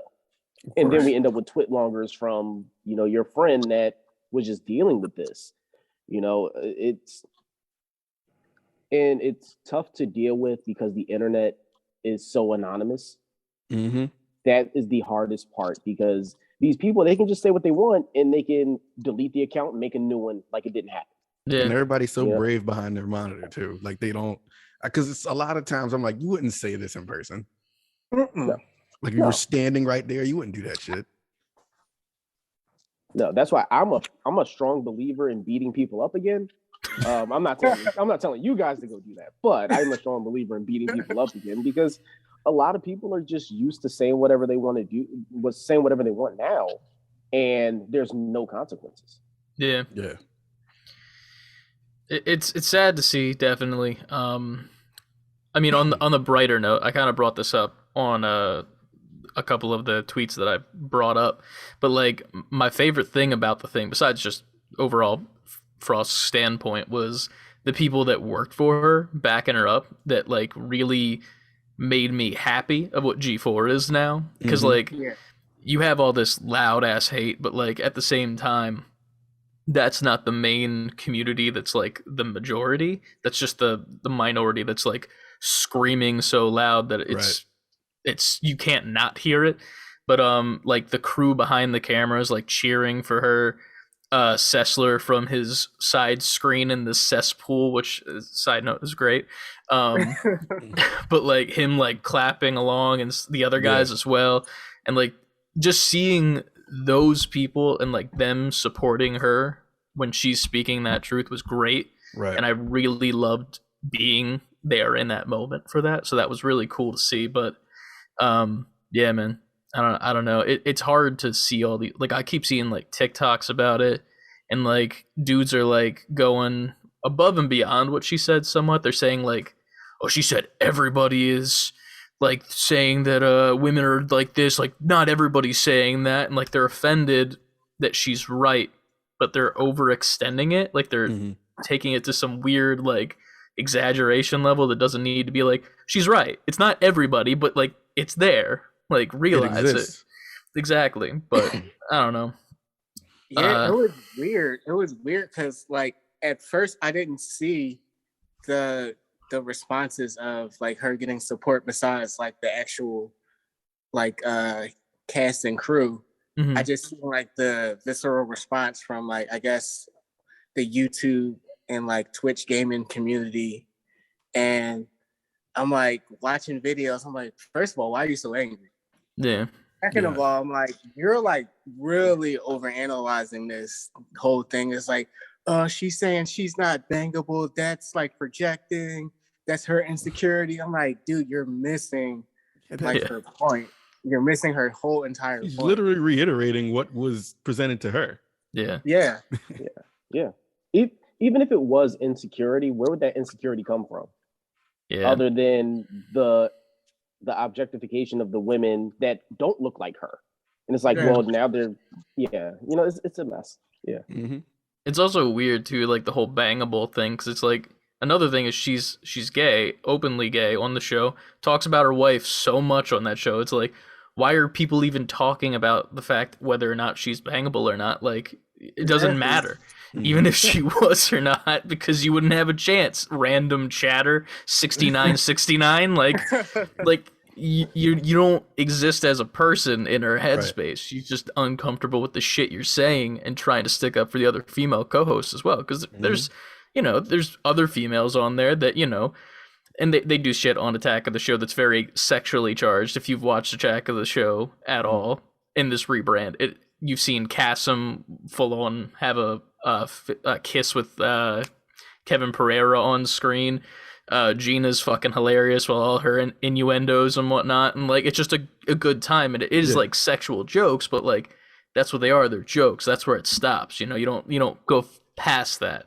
Right. And that's what a lot of these people are doing, which is making it an uncomfortable place for them to work when they have to see this Twitch chat the whole entire stream just constantly saying this shit. But I don't know. Wouldn't you want that? Like, at least these girls aren't like these stuck up preppy chicks on this show acting like they're too good for it. No, they're gamers like you and me. Like they're the everyday person. Like, why objectify them? Why attack them that way? And I think it's weird because gaming as a whole always seems like it's fighting for position, like gamers and just that whole everybody in the ecosystem. Gaming has always been like, no, take us seriously. This is real. Remember with the whole debate about his video games like esports? They had that whole thing about like, is it considered that? And it's like, all right, gaming wants to be taken so seriously, but the people like this who are saying things like this and these horrible jokes and coming at this chick, it's like, well, you're the one holding us back. Yeah. Right. Yeah. I don't understand. You want to be taken seriously, but you can't act serious. It's like you want gaming to grow, but if I am somebody who works for a big corporation and I'm potentially want to invest in, like, you know, maybe I want to start an esports team or just maybe want to shell off some money and get a bunch of people to make gaming content, and then I hear a woman voice her concerns, and then you see that visceral reaction, and it's like, oh, why? I'm not gonna invest in this now because this might be a PR nightmare. Let me fall back. And it's like now you're costing the whole gaming community possible progress. Yeah. Right. Yeah, that was a huge thing in the fighting game scene. It still is a huge thing. The whole grassroots tournament scene versus the esports scene. And a lot of people push back against it because they're like, oh, it's so sterile. And by sterile, they mean I can't call people slurs anymore after I beat them, or if they beat me. I can't, talk about somebody's girlfriend while I'm playing a game against them because now everything's recorded and you're not going to get that esports money. Yeah. And they'd prefer to keep everybody in the mud or, keep everybody in the bucket with them, crabs in a bucket, more or less. They're just pulling each other down. Nobody wants to grow and like really progress beyond this point because they're satisfied. They're like, look, I'm happy. I'm playing this game. I want more money and you should give me more money for being a shitty person. But if you're not, then like, fuck you, Right. Yeah. It's a weird mindset, man, these people. But I don't know what else to say personally. Because I feel like it's cut and dry. That's the thing. Like, she's right. And like, that's the crazy part is like, yeah, you can be mad, but be mad for the right reasons. Be mad because she's right, and then work towards progress and like putting that anger towards some sort of solution, as opposed to shitting on her for voicing an opinion that is very evidently right after Twitch chat lights up with like slurs and all this other shit and sexualization of her and like for no reason. Like, use your anger in the right way. I mean, most people seem to be honest, besides the select few that have the loud voices. But yeah, I don't know, man. Needless to say, I think G4 is great, though. I think G4's relaunch has been handled really well. I'm glad these new people have been added. And then, you got your OGs as well. But like, I feel like the cast now is very diverse, and it's great to see that. And like, each of them have their own sense of humor, and then each of them have their own like cultures behind what they like. And like, you got the shooter guy over here, you got the fighting game guy, you got the guy who plays every single game to 100% completion, and you got this chick over here who plays a bunch of esports, and then you have the anime girl, and like, you have all these like minds coming together to just make dope ass content. Don't shit on it and don't ruin it, Right. Like, don't. That's why I was like so curious about it, because like I fall back on gaming because being busy. So like, the way I get most information is from YouTube, is from like you guys, is from like watching Kev's tweets. So like, when I seen that reaction, I'm like, hold on, wait a minute, like, is that just how it is? This like how the gaming community feels as a whole? Am I missing something? So that's why I had to like tap into y'all, like, to make sure like I wasn't missing anything. Right. And that's what made me want to do this, because like I said, we meant to talk about this before, because we talked about it kind of off mic before, but once you brought it up, I was like, oh yeah, this is a perfect opportunity, because I mean, yeah, we could tweet about it all day, but I just wanted to get that open dialogue with you guys and just continue that conversation we were having, because I felt like we were in a good groove and I wanted to get, that our conversation down. I think it's really important to have it, because especially to let people know what side we're on too. Like, I don't want it to ever seem like our silence would mean that we're not against what they're doing. Yeah. You know what I mean? And I'd like to put my foot in the sand and be like, no, I don't fuck with that. Yeah, and I'm glad you said that, because that's the issue with a lot of big names. There's these loud voices that are saying these wild things, and there's big names that aren't saying anything about it. Mm-hmm. If you don't say anything about it, you might as well condone it at that point. Even if you actively don't, and you're like, if someone asks you, you're like, no, I'm against, sexual assault or objectification of women. If you don't say it, it doesn't matter. Didn't count. Yeah. Right. 100%. Yeah, I'm really curious to see how or if Twitch and YouTube handles their chat going forward, because this isn't the first time Twitch chat has been in the news. Mm-hmm. So I'm really curious to see how that goes. Yeah, because Twitch chat is a whole other beast. Twitch chat's so wild, dude. Yeah. It's the Wild West in there, man. Well, I turned that shit off immediately. I feel you. Yeah, I feel that too. entirely. Me too. But yeah, thank you guys for coming on. Genuinely, we appreciate you guys. We appreciate you guys for opening up that dialogue as well on Twitter. And apologies for, not talking about it in general podcasts for everyone else, just because, we are very unprofessional when it comes to our podcast for pre-production. We're just like, you know what? We're here to talk about games. And then we talk about shit, and then we forget about talking about shit when the mics are on. So it's funny because we used to be like, we had notes way and shit. better at having notes. And And then eventually it just became like, what happened? Like, all right, let's just fuck it. Yeah, let's fucking turn the mics do it. on. We'll figure it out. Yeah. Meanwhile, we're talking about all the shit we should be talking about like a half hour prior to hitting the record button. But still, we definitely wanted to hop in and talk about it. And we appreciate some of the cool people in the community for hopping on and making us, say our side. And we support Frost. We stand with Frost. Definitely. So shout out to G4. Sure. Yeah. Shout out for G4, SB4, Q4, G4. Yeah. You got to toss that in there because, SB4, Q4, G4. Yeah. Or you need us in there. Sure. Actually. But yeah, thank you guys so much. Do you guys want to shout your stuff out so that people can check you out on social media as well? Yeah, for sure. Yeah, Kev, go first. So yeah, sure, man. You can catch me at that art guy Kev, choking. That art guy Kev on Instagram and now on TikTok, which is weird, but yeah, it is weird. Moving on. That's weird, weirdo. Embrace it. TikTok's where the engagement is.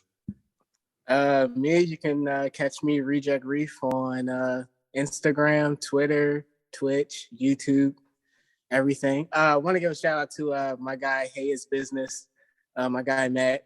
Check out his gaming channel as well. Dope. Hell yeah. I'm gonna follow him. I remember you adding him in that same tweet. So I'm gonna follow him. Definitely. Yeah, all those are going to be on the screen and in the description down below on YouTube, and Antle type it. Right. I'll remember to put that in. I'll type up the description while you edit the podcast since it's got to be out tomorrow. I got you. Mix the first part of the podcast. I only got to mix this part, so it ain't gonna be too bad. It's all good. We're a team here. But yeah, thank you guys for coming on. Yeah, that's all. I guess we'll move on. Yeah. What? No, nothing. I thought I missed what happened? Nothing happened. Yeah. Thanks, that's a good way to end it there. It is. That's how it's gonna end. Yeah, that's pretty on brand. We interrupt this program for an important news announcement. All right, welcome back. We're also here digitally again for another topic that happened this week that we wanted to talk about because it happened the day after we recorded, right? It was on Monday. No, it was Tuesday. Either way, it was a day. And we pretty much missed out on this, but big news. Microsoft. Big breaking news. Microsoft, they had purchased / acquired / I don't know what other words to use. They bought Activision Blizzard for $68.7 billion with a B dollars. Billion, man. Before we even leave that point, they couldn't add 0.3 more dollars and make it a nice $69 billion. No, they couldn't. You know that they couldn't, because then that would be the only thing that would be like talked about. I do feel like that was on purpose. They should have trolled it then and made it $68.9 billion. They should have paid more than 69 and then been like, but with taxes, it comes out to a cool even 69 billion. I was gonna say K, but no, that's way less. Whole Twitter would have just been like, nice. That's literally all it would be. Right. But I don't know, man. So, needless to say, this is the largest deal in gaming. Yes, it's the biggest acquisition of all time. The biggest deal ever. Second to, ironically, I would say Bethesda, Microsoft. Yeah, what was that? 9 billion, 8 billion, something like that? Yeah. In just terms of like shock value as well, I would say second as well. But it's a time, man. So like, I guess let's break it down from the start of like, what does that mean for Microsoft and Xbox/PC exclusivity in the future when it comes to games? Starting off with the weakest of the bunch, Candy Crush. Because I just don't want to talk about it, so I'm just gonna say it to get it out of the way, because it was for some reason on the main graphic of this sale, which is interesting to me, but also like, I get it. Yeah. Though. Think of like all the old people who play. Think of the old gamers, right? They're people who are dipping. I feel like Microsoft knows like they don't have a footprint in any mobile gaming. That's a crazy way to like dip your foot. Now you have that. Yeah. More obvious titles like Overwatch, and technically Overwatch 2 might come out now. This is definitely a boost that would help that. But Overwatch is very big, especially in the esports scene, so that just gives them that advantage as well. What are some others? Call of Duty. Call of motherfucking Duty, though. That's the big one. That's the one everybody's questioning. Yeah. So is that going to be exclusive now? Now, I mean, either way it goes, they'd make money. If it's exclusive and you can only go there or PC to play it, they're going to make all that money. Even if they keep it multi-platform, it's now Xbox Studios. So they're still going to make the money. Yes, and Sony will be paying more than it already has, which we'll get to. I feel like the craziest part about them acquiring Call of Duty as a whole right now is the fact that they have the other side. Like, it's always been a coin flip for most people where it's like you're a Halo player or you're a Call of Duty player or both, which you're a different breed, whatever. But like, those have always been like the two sides of the coin. But now those two sides of the coin are the same side of the coin. They're like both tails. They're both tails. Two of them. Sonic to Xbox confirmed.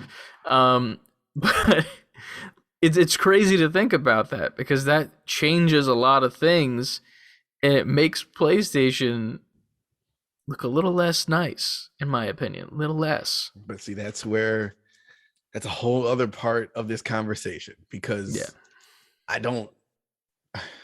Well, before we get to that, I'm gonna list off. This is all the franchises that are now technically Xbox franchises. Okay, that's Call of Duty, Guitar Hero, Tony Hawk's Pro Skater. Guitar Hero's dead. I'm sorry. Well, still, they have control over it if they want it. Reboot it, please. Thank you. Call of Duty, Guitar Hero, Tony Hawk Pro Skater, Crash Bandicoot, Spyro, Warcraft, StarCraft, Overwatch, Diablo, Hearthstone, Heroes of the Storm, Candy Crush. I think that's where this list ends. But the studios they acquired through all of this is Blizzard, King, Infinity War, Sledgehammer, Treyarch, Raven, Toys for Bob, Demonware, High Moon, and Beanox. Jesus Christ. Yeah. So what I'm saying is, like, I feel like the depending on how Xbox plays its cards, kind of how you said, technically Overwatch 2 can come out now.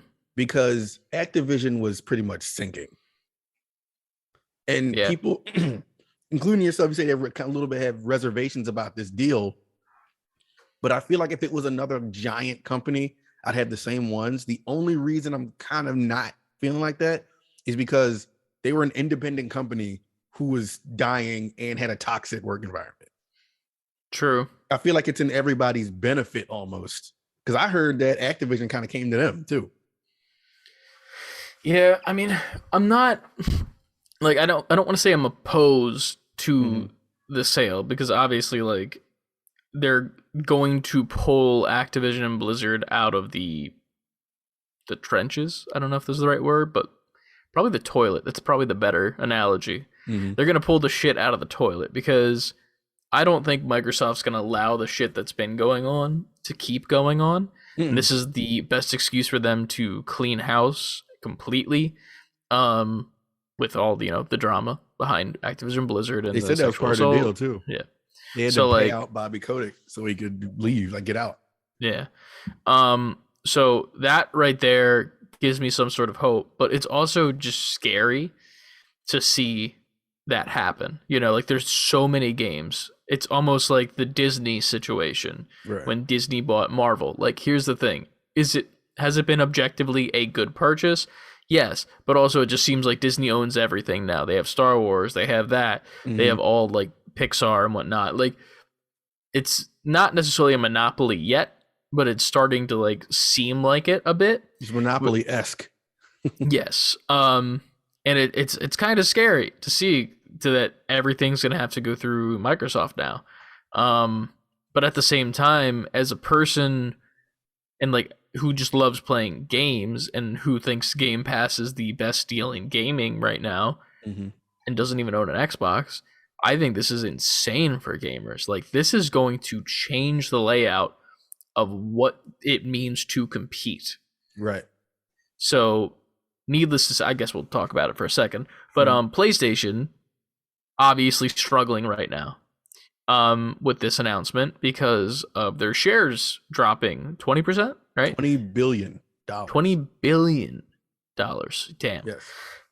So their shares dropped insanely because of this acquisition, which isn't, makes sense. No, we're not going to Sony Group Corporation shares reportedly fell by 13% in Tokyo the day after Microsoft announced its $68.7 billion acquisition of Activision Blizzard. This is the largest single fall in Sony stock since October 2008. What the fuck happened then? I have no idea. I don't know what happened in October 2008. But yeah, man, it's, I don't know. I'm on the fence about it because like I love it and I hate it at the same time. I don't have many more thoughts besides that, where it's like the opportunities that are going to be given to all these studios to like flourish and make whatever the fuck they want is going to be insane. But then at the same time, it's hurting the opposite side of the injury with Sony now losing all this money from their stocks. Obviously they still have money, but like their stockholders and their shareholders are going to have less and less reason to back different projects, and they're going to keep trying to fall back on existing products because that's what always happens if shit's hitting the fan. Fall back on what we know, give out like a couple sequels, remake some shit, XYZ Elemental P. But I don't know, man. It's cool. It's cool to see. I think a lot of that, I'm sure, is due to now Xbox technically owns Call of Duty, which is the best-selling game of the year every year. Even with how bad it is. Yeah. Putting that out there. I'm sure Call of Duty alone is keeping the lights on. Not alone, but for the most part, is keeping the lights on at Activision until now. Yeah. Xbox having control of that now changes so much. Even if you just think of just that franchise, it changed because PlayStation was spending money to help promote Call of Duty every time. And it's like, to lose that, I don't think it hold on one second. Turn that down.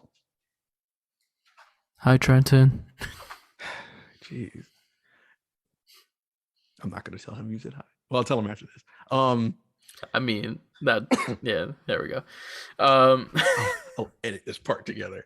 There you go. I think PlayStation, like you said, they're probably going to fall back on what they do. I think what PlayStation does very well, obviously, is their first party.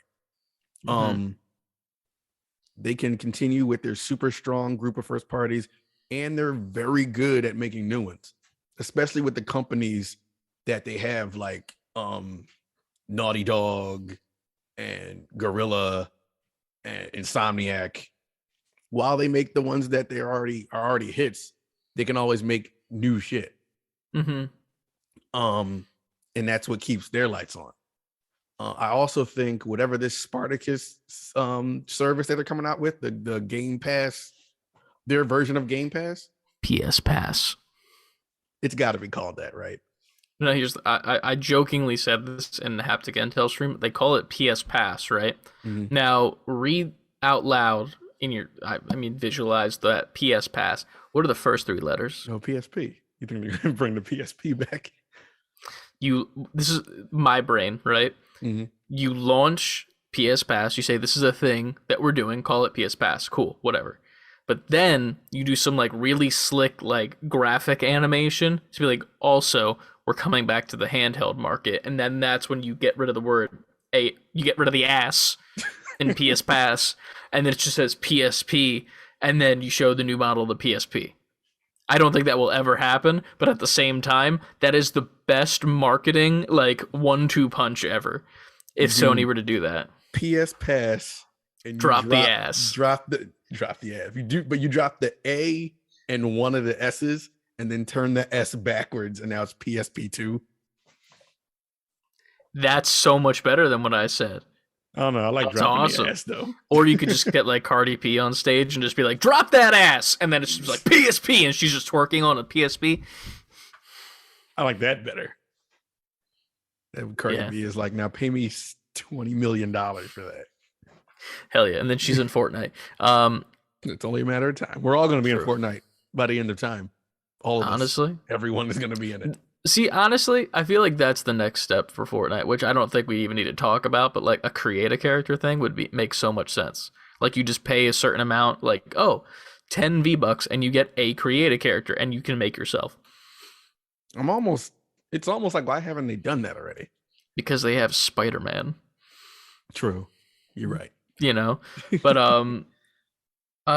where was I going with this? So besides all of like the big ones like Call of Duty, technically still big, but also not really in the media right now, Spyro and Crash are back on Xbox. They're back on it. They were because the new ones, Crash 4 and everything, came out on Xbox. Yeah. Well, they're back as in like the rights, like they're like exclusively. Which is crazy to me because they were both the PlayStation mascots. Yeah. Literally, PlayStation doesn't have mascots anymore. Astrobot doesn't exist until they make it a game that actually exists. It's supposed to be a launch for PSVR 2, the next Astrobot. I ain't buying that shit. Unless PlayStation puts it on PC like they're doing things now, and then we can play it on Oculus. Maybe I would. Okay. But those ones are big to me because I feel like those can be revitalized for the current game space, because not that I think that the most recent Crash was bad, because I never touched it. But I feel like they didn't make that big of a deal out of it as it was. Like it's fucking Crash Bandicoot, and I like hardly heard about it almost. And it was good. Surprisingly, it didn't really get like it sold well. But it didn't get. Like, but that should be selling so fucking well because it's Crash fucking Bandicoot. Like that's the Mario of like PlayStation. Yeah. Was. Right. And like that's insane to me. And then even Spyro, like, to be fair, I feel like Spyro kind of fell off when they decided to do that Skylander stuff. Not that that was bad, but like it was a time period where they took Spyro and they were like, what if it was Spyro, but not? And then like didn't they do a reboot, like a remake? They did a remaster of the first three. Yeah. So like same that's thing they cool. did with Crash, because they're already rumoring that there's a new Spyro coming the same way they had a new Crash came out. Yeah.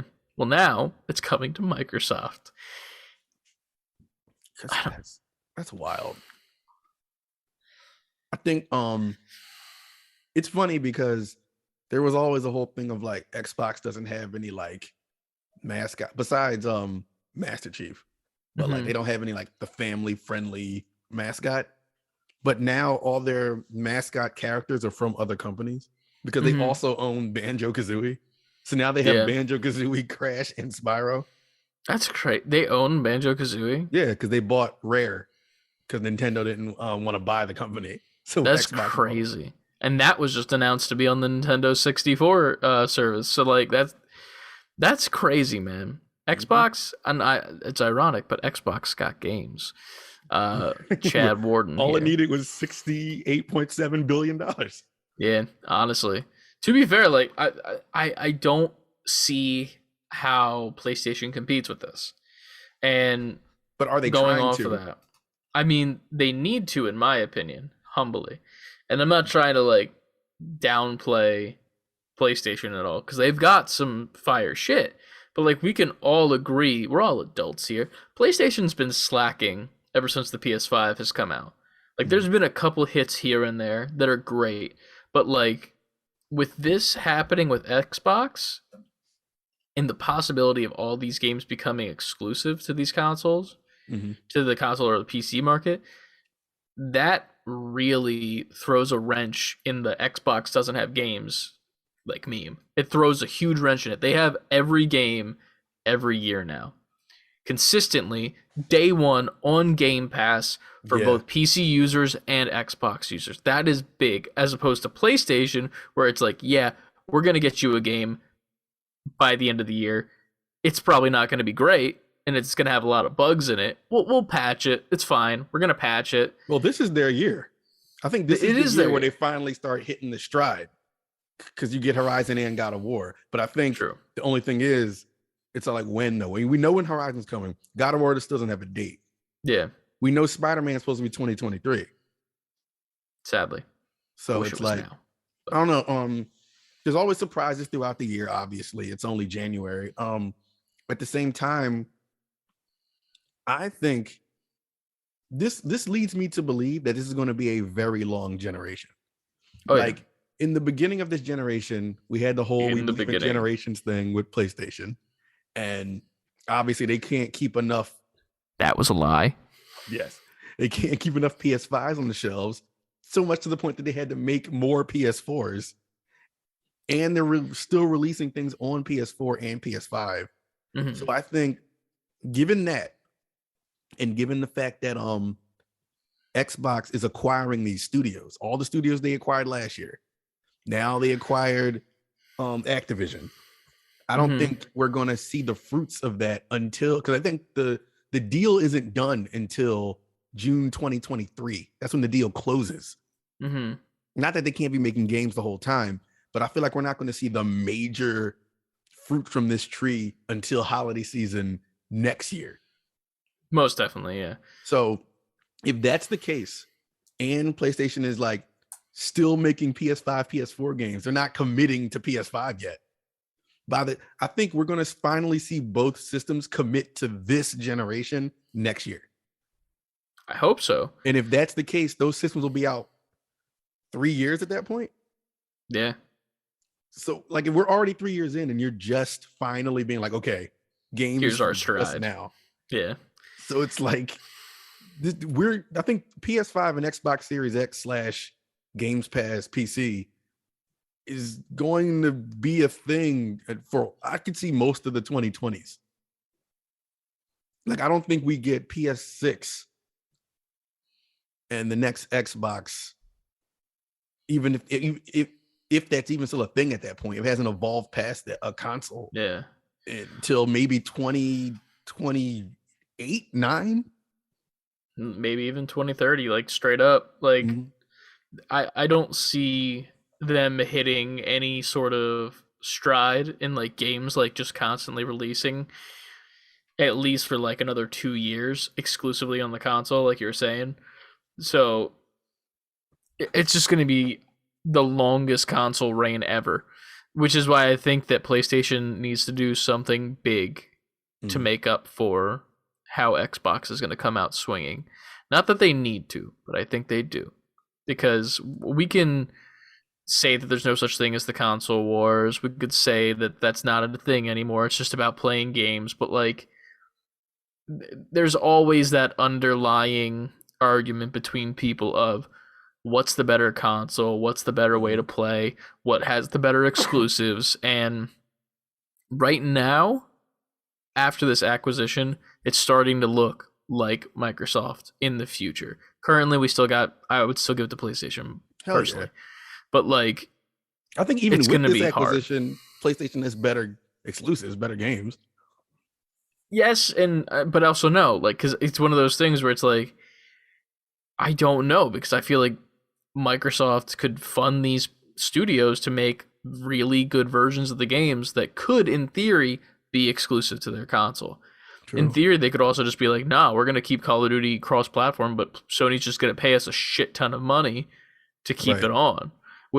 And they're not going to not pay for Call of Duty. Exactly. Like, if you're a PlayStation, you are paying so much money for Call of Duty, especially Warzone, because you need to keep that up as well. I don't know, man. I can see Warzone being, they don't touch that. That stays everywhere Warzone is. And the mainline Call of Duties is what becomes exclusive. Even if it's a timed exclusive. But even the mainline Call of Duties now, like, every single one ties into Warzone. And like, you need to have like that game or some sort of shit to like have the guns or whatever, I'm pretty sure. I could be wrong. But like, it just, I feel like you need to have them, they're hand in hand, you know? And Sony's gonna be paying. Or I could see Warzone just becoming a commercial for like, hey, you like these guns, you like this atmosphere, you have to go buy an Xbox. Go buy an Xbox or go play Call of Duty on PC. Goddamn. If that's the case, that's insane. But I think that the bigger move is the Game Pass thing. I think that is the underlying, like, that's the play. Yeah. I feel like, because I think the Xbox was open to putting Game Pass everywhere, on PlayStation, on Switch. I think that's their ultimate goal. Is like, we don't care about you buying an Xbox. We just want you being part of the ecosystem. Yeah. Now Xbox buying Activision even more kind of nudges the other companies, like, you might want to let us put our service on your console. Imagine turning on your PlayStation and now you just got Halo, just playing it there, like all the Microsoft shit. But I think that's what they're trying to do. Yeah. And I think PlayStation is resistant because, well, now we have our PS Pass coming out. But over time, I think it's going to get a lot harder for these other first-party companies to be like, no, we don't want Game Pass in our ecosystem. But Microsoft's going to be like, you might want to let us on there. Yeah, that'll be crazy. The day that Sony allows an Xbox branded like product, that client on their consoles, insanity. But I don't know. Other than that, in the whole entire sale, there are rumors currently that there are bigger things coming just in this week. Currently it is Wednesday night, and I don't think the thing, whatever the thing is, has been announced, but all over Twitter, people have been talking about it, saying, if you think that was big, just wait. There's some more coming later in the week. Our usual source of Hot Girl 69 on Twitter, which is a Twitter page that masks itself so beautifully, and puts like, I don't think they post spoilers, but they post like predictions and stuff, and but they're mainly just straight up leaks. Yeah, so they leaked that the banjo for 64, the online thing, is coming this week, and then it came this week. And they put up a thing like, see, we told you. Jesus. So they're saying something else is happening this week, and so is what's his name as well? Gary Whitta, who's he's a screenwriter, author for Rogue One, The Book of Eli, Star Wars Rebels, The Walking Dead, etc. He's the creator and host of Animal Talking. I don't know what that is. And he's a former PC gamer editor-in-chief. He's been the main one hinting that there is another announcement coming that is, as far as like how big the announcement is, it's on par with the Microsoft Activision thing. And he doubled down tonight. And it's getting to the point where it's just like, all right, what the fuck is this? Yeah. He's like doubling and tripling down on it. I'm just like, I don't know what it could be, because like, here's the thing: if they announced the PlayStation Game Pass, like they announced it this week, even if they fucking made it live this week, let's just say that, I still don't think that's bigger than fucking. I don't think it's that. Yeah, but like I don't think it's that, but also that. For like March. Yeah, but like, do you think they move it up because of this? Because they're like, they see what their fucking stocks are doing and they're tanking, so they need to fucking recover? Because 20 billion is 20 billion. That's a lot of fucking money. Yeah. I don't think they move it up. I don't even think it's going to be a PlayStation thing. And if it is a PlayStation thing, I don't think it's going to be PlayStation. The thing that throws me off about that is that they don't have, no one does, like besides like Disney and like Microsoft money. So it's like, what move? Like there are companies I could see PlayStation trying to get a hold of. Like I could see them trying to acquire Square Enix. I could see them trying to acquire Capcom. I could see them trying to acquire Konami. Even if they don't buy the whole company, I could see them being like, give us your IP. Let us buy Metal Gear Solid. Let us buy Castlevania. Or going to Capcom, like let us have Resident Evil. Or they can even take Street Fighter, which would be a big move, because now you can only go to PlayStation for the fighting game community. True. I don't know. I don't think any of that is big enough to dominate what Xbox did. So I'm curious as to if it's even a PlayStation related thing. What if Xbox buys something else? What if somebody else comes into the fray? What if like Disney makes an announcement? You made the joke on our Discord, like Disney buys Nintendo. No, Kev said that. I think Kev said that. And then there's slight rumors that Apple would buy PlayStation, which is hilarious to me. Haptic said that, I was like, I didn't hear that one. Yeah, but I'm also just like, I really hope that does not fucking happen. Like, because if it does, I'm just not having a good time personally. It's insane, and it's crazy because they wouldn't even have to. They would just buy the PlayStation arm from Sony. So it just wouldn't be called Sony, it'd be Apple PlayStation now. Yeah. Which fucking crazy. But at the same time, yet again, nothing is confirmed. Right. Nothing has come out yet. Ironically, this podcast is going to get posted tomorrow, and then it's going to be like 8 a.m. right away. Yep. Here's the news. Fucking like Jeff Keighley is now an android, you know? Like that happens. Like some shit. Like, man, I'm not at this point, we're too close to Sunday. Like, yeah. I'm not coming home and ripping the audio down. Yeah. I don't know, man. But I'm excited to see what this more news is coming later on this week. We'll keep you guys posted on both Twitter and Instagram and over on our Discord, which you can follow and join up in. But other than that, this is a really big moment in gaming. Definitely. A lot of money dropped for a lot of great studios, and probably a lot of cleanup for those studios as well that need it. So that's great. So yeah, guess I don't know where this is. This at the end of the podcast, or is this going to go before? Smack dab in the middle of it. Back to Sunday and Sunday, Chris and Ant. Yeah, take it away, guys. They have no idea what's about to happen. I know, right? Those young fools. They were so young and dumb.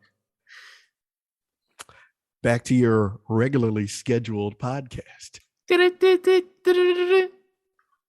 Like that. The news is brought to you by... Now the news you can use by Save Before Quitting. Brought to you by savebeforequitting.com, where you can purchase your Nerdy Gamer People merchandise. Yes. Bitch. Don't forget the bitch. Everything. Now that you would say before quitting, the Lazy Susan. Say before quitting version would be out. The Lazy Susan, the least viewed episode of the podcast. Yeah, weirdly. That was a good episode. They just thought we were misogynistic the whole time. I guess. For some reason. That lazy bitch. That lazy bitch Susan. How dare she get any more than 6 views? But, yes, the news. The news. We just talked about Fortnite. And it reported that Fortnite is getting Paramount franchises, starting with the Teenage Mutant Ninja Turtles. Mm-hmm. So are you ready to have Michelangelo holding an AK? It'll happen. AK-47 isn't in the game at the moment. Well, holding a machine gun. There you go. That's more accurate, sadly. But what other Paramount properties are there? Because I could not mentally I don't know. tell Let's you. check right now. Paramount. In theory, that'd be Nickelodeon, too. Yeah. So SpongeBob. Just shooting people with a pistol. Squidward. Mr. Krabs. All Mr. SpongeBob. Squidward. Paramount properties. Okay, no, not literal property. They're showing me the property. Paramount Studios franchises. That's probably a way better way to do it. Or Paramount franchises would probably work too. Either way, but Studios probably makes it more like streamlined. You know. Yep. Studios. Damn, I keep like fucking this up. Use friends. Shut the fuck up. Shut the fuck up. Let's see. Wait, is Shrek Paramount? I don't know. No, it might be because it's Universal. Yo, Paramount. You can get a lot of Transformers, G.I. would Joe. be cool. G.I. Joe. G.I. Joe's already Wasn't that in already? it. Yeah, Yeah, it's already in it. Snake Eyes has been. Fast and the Furious. We can get an alternate Dwayne The Rock Johnson skin from Hobbs. Is that what his name was? Right? Yeah. Anything from MTV, Nickelodeon, DreamWorks, The Jersey Shore, Spike TV, BET, Comedy Central. You're gonna get South Park characters. Man Bear Pig. Oh, that's what you need. Showtime, VH1. So all the trash reality show stars are going to be in Fortnite. The Real Housewives of New Jersey. It can go a lot of places, pretty much. But I'm sure they're going to keep it pretty much like, Nickelodeon-esque. I guess, yeah. I don't know what characters they would use though, besides the Ninja Turtles. That's the thing. I mean, the cool thing with the Ninja Turtles too is like in theory you could give all of the characters weapons like as their own pickaxes, which is nice. Mm-hmm. Like it's just like a simple way to do it. And then we can get Transformers, Star Trek, Shrek, G.I. Joe, Kung Fu Panda, Indiana Jones, Zoolander, Madagascar. Madagascar's dead in the water. Star Trek, I said. All right, we'll leave it there. But that's pretty much. Star Trek, I could see them doing when the new game comes out, like adding like Spock or something, because he's in the new game that was announced from the guys that came from Telltale. But yeah, I mean, that's cool. I mean, what do you? There's just gonna be more shit that comes to Fortnite. I don't know. Yeah, that's all. That's it. I hope they don't do the Transformers. In all honesty, because I feel like that'd be dumb. Because like, if you do the fucking Optimus Prime and he's the same like height as everyone else, that's just dumb. Yeah. Like that's just annoying and dumb that you would waste that. I mean, unless they did like an event. They're just gonna give you Shia LaBeouf. I don't want no Shia LaBeouf. Shia LaBeouf and Megan Fox. I don't want Megan Fox anymore. She's with Machine Gun Kelly. Well, then by proxy, you'll get Machine Gun Kelly. I don't want Machine Gun Kelly. Nobody wants Machine Gun Kelly besides Megan Fox. Anyway, like I have any room to talk. Anyway, moving forward. But it'd be cool if they did a Transformers-based event where Optimus was in the world. Yeah. And it was like... I feel like that's how they would have to do it. Yeah, like, it'd be cool as shit. Like, have, like, some meteors show up in the sky for, like, a couple months. And then, like, everyone's like, ooh, what's that? Why are there meteors in the sky? And then it's Decepticons. It'll just be the Travis Scott event, except it's Optimus Prime. Hell yeah. It would be the what's it called, dude? The one with all the trash and, like, the trash vehicles that get put together in the one movie. Remember, it's like all the construction shit. Yeah, but they're Constructicons. That's what they're called, I think. And then there's the one that's the wrecking ball, but he's got two wrecking balls, and then that's the genitalia of the the monster, and he's classy. And then there's the scene where it's underneath that, and the guy's like, "I am underneath the scrotum," on the walkie-talkie. Which one was that? Dark Side of the Moon, I think maybe. I didn't see them all, so I forgot which one I didn't see. Yeah, I think that was the one where Megan Fox was gone, and like that random blonde chick showed up, and then like they were like, "Yeah, we broke up," and then like that was like the.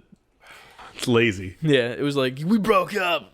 I'm with this new chick now," and then like the new chick, her boss was trying to fuck her, but then it turns out her boss was working with the Decepticons, so that was the thing. For me, that's when it all went off the rails. Mm-hmm. And then Bumblebee came in and saved the day, being fucking great. I didn't even see Bumblebee. Dude, it's phenomenal. What's her name's in it? The chick who played Hawkeye. Katie, right? Yes. I forgot her name, but I know who you're talking about. Names. But yeah. All right, onward. Will you play Fortnite with Team NT? Or are you not going to do that? Do I have to work my way up to them like the Spider-Man thing? You would have to spend money on them. No. Moving on. Kirby and the Forgotten Land has gotten a release date of March 25th, which I'm happy about that. That came out of nowhere with that release date. That was like randomly during the week at some point. It was just like, hey, by the way, I've noticed Nintendo's been doing that. Like all their news is just random. Yeah. Like, oh yeah, this is coming out. Bye. Have we gotten a Nintendo event since the Smash one? No. We've got after the Smash one was the one where they showed us the Kirby game. I thought that was at a game convention. I thought that was at like Game Awards or some shit. I don't know why. I forgot what it was a part of. I think it was just a Nintendo event. It was just a direct. It might have been. Because it was all Nintendo stuff. True. I don't know why. For some reason, I was like, it was at the Game Awards. But then if it was, then we would have had a TikTok because... Remember, because we were like, Nintendo was mysteriously just absent from the Game Awards. Yeah. Except for Sonic. But that's not really necessarily them. But, yeah. Kind of. He's kind of in that world now. He's pretty much. If you want to argue, If you want to. But yeah, I'm looking forward to how that game may be. I want to see more of it. I'm curious what that world is because the world looks way too realistic for then Kirby to be in it. You know what I mean? Like, it looks like The Last of Us 2. It looks like post-apocalyptic Kirby, which is totally against everything Kirby usually is. All happy it's just and weird because it's like a city too, and that, I don't think. Correct me if I'm wrong. Like Kirby is like more so almost like Mario in the sense where it's like Mushroom Kingdom-esque. Yeah, because there's King it's Dedede, all like right? And he's like at a castle. And I mean, there's castle. Yeah, castles. But there's no like city. Yeah, there's no city. So like, what the fuck is this? It says the Forgotten Land, something that they never did. What if it's like Planet of the Apes, where it's like this is he Earth. finds the Statue of Liberty at the end of the game? Pretty much, but like that's what the city is. Like it's New York City that we're in, but it's like the forgotten land of Earth. But all of these creatures have like evolved, and that's what the world is now of Kirby, and this is like the previous world. Because like that's the only explanation I can think of, unless it's like some multiverse type shit where like Kirby gets sucked in from like the multiversal Kirby, like the Watcher version of Kirby, you know. It's gonna be.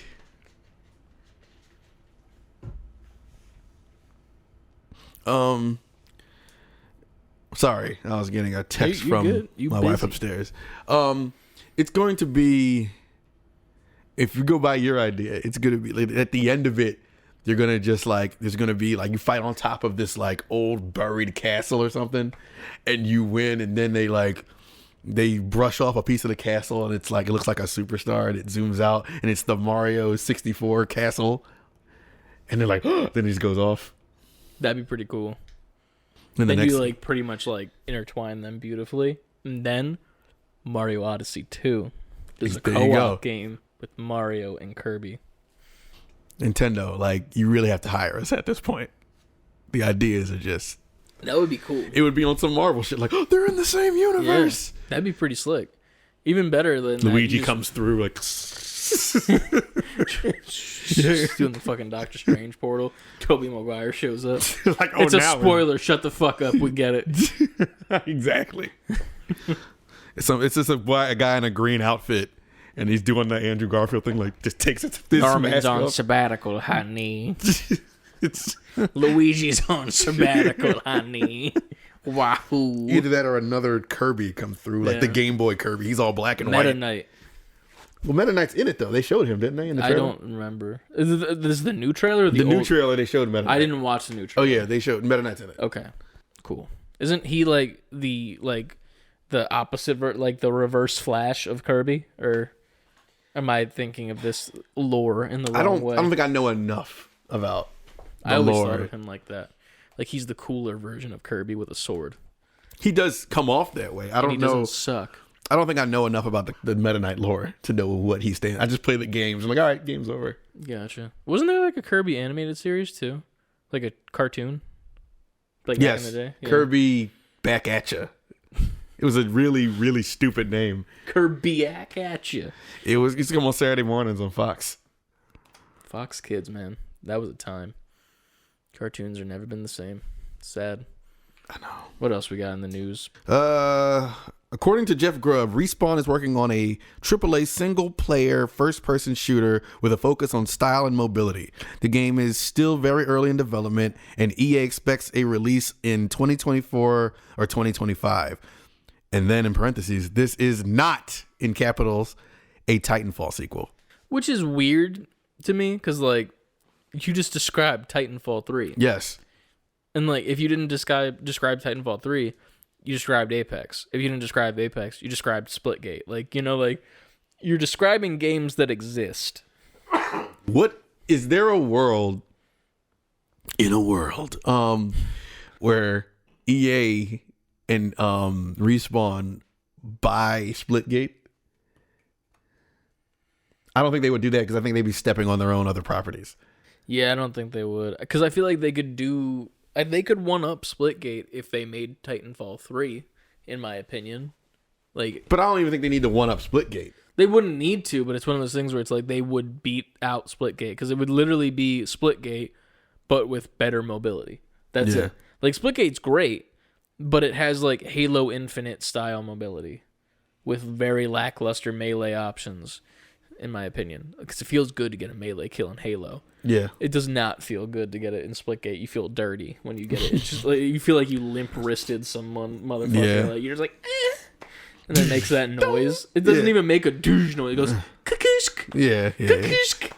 Like, that's the noise. It's got a silencer on the melee. Yeah, like, what the fuck? And then another thing that looks weird, your fists look weird. Like, if you get to the gun game portion and you're like this, your hands look dainty. Yeah. Like, you look like weird. I think they need to, that's one upgrade that game needs. But I don't know. I'm excited because I here's the thing. Respawn, you and me are in a strained relationship right now with Apex, and Titanfall 2 being unplayable currently at the moment, and also fucking shutting down Titanfall 1 servers, which is just rude. I don't know, like, even though this says it's not Titanfall. What the fuck is it then? Yeah, I feel like if it's this far out too. Yeah. If it's this far out, then maybe I believe it's not Titanfall, because this is still enough time where they could still drop Titanfall 3 before this happens. Well then, but here's the thing though. Why would they make Titanfall 3 if they're making this, which is pretty much the description of Titanfall 3 of what it would be? Yeah. Like, that's the thing where it's like, they'd just be making the same game but skinned differently as a different IP, pretty much, in theory. Style and mobility. Like, even if you took out the mobility part, just style would immediately make me think of Apex. Yeah. Unless it's a third-person, like, shooter, as opposed to a first-person shooter, and it's like something like Sunset Overdrive. It says first person. Yeah. That's the only way I could, like, understand a stylistic thing for movement, besides, like, because if it's, like, wall running, we already have that. If it's jetpacks, we already have that in Titanfall. If it's sliding, we have that in Titanfall and Apex. Like, there's not much more you can do to make it stylistic. We have grappling hooks. We have different boosts and shit. Like, we have almost everything you can do. There's not much else. Unless it's they're making a game out of a property. Yeah. I don't know. I'm not, like, not looking forward to it. It's definitely like, yes, I will play it because it's Respawn. It's a Respawn AAA single player shooter. And I love Respawn, even with our strained relationship. Wait. Maybe I don't know. It says single player. None of that says multiplayer, online. Maybe it has to be different because it can't be Titanfall because if it's just single player. True. Or Apex. Yeah, I don't know.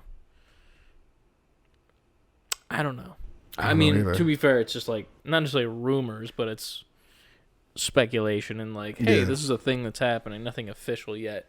I'm looking forward to anything new when it comes from Respawn in general. Do they make fucking what's it called? Who made Jedi Fallen Order again? Was that Respawn? Respawn. That was Respawn, right? Mm-hmm. Yeah. I'm still waiting for that. Jedi Fallen Order 2. Right, because like had news on that too. I forgot where I put it though. That's the game that I feel like pulls them out of like the gutters a little bit, because right now, like when they released Titanfall 2, that was kind of slept on. I feel at the time that it came out, like it was good and it had its like fans, but people kind of slept on it. And then like it was free on PSN for PS4, and everyone was like, "Oh shit, this is really good. The campaign is amazing." Blah blah blah. XYZ. And the multiplayer, and then like Apex comes out and it's great, but then it starts to decline and starts to get like kind of stale. And like in the intermediary, they put out fucking Jedi Fallen Order, which is baby's first Bloodborne game, you know. And now we need that refresher again. We need the little jar of coffee beans that we sniff, you know. Clean your palate. You need to clean the palate in between the different colognes. Like one might have smelled like skunk. Apex, and now you got to get that fresh, like what's a good name for a cologne that's not Old Spice? Eau de toilette. Not what they call it. It's like I always thought that was funny. I don't know. You get some Ralph Lauren Polo cologne or something like that. That's a thing, right? Yeah, I have it upstairs. Okay. It smells really good. I don't use cologne. I use the Bath and Body Works spray like I'm in high school because you're in high school. Got it. Here we are. I'm in high school, guys. How you doing? These kids in my house, yeah, right? Talking video games and cursing. Can you log me into Minecraft, please? No. No, you're not allowed to play Minecraft. Next news. Fuck your bit. No, it was a good bit. Sure. That's why we're moving on so quickly. No. Because I feel like I already exhausted that bit when my real life child asked to start back into that. Oh, shit.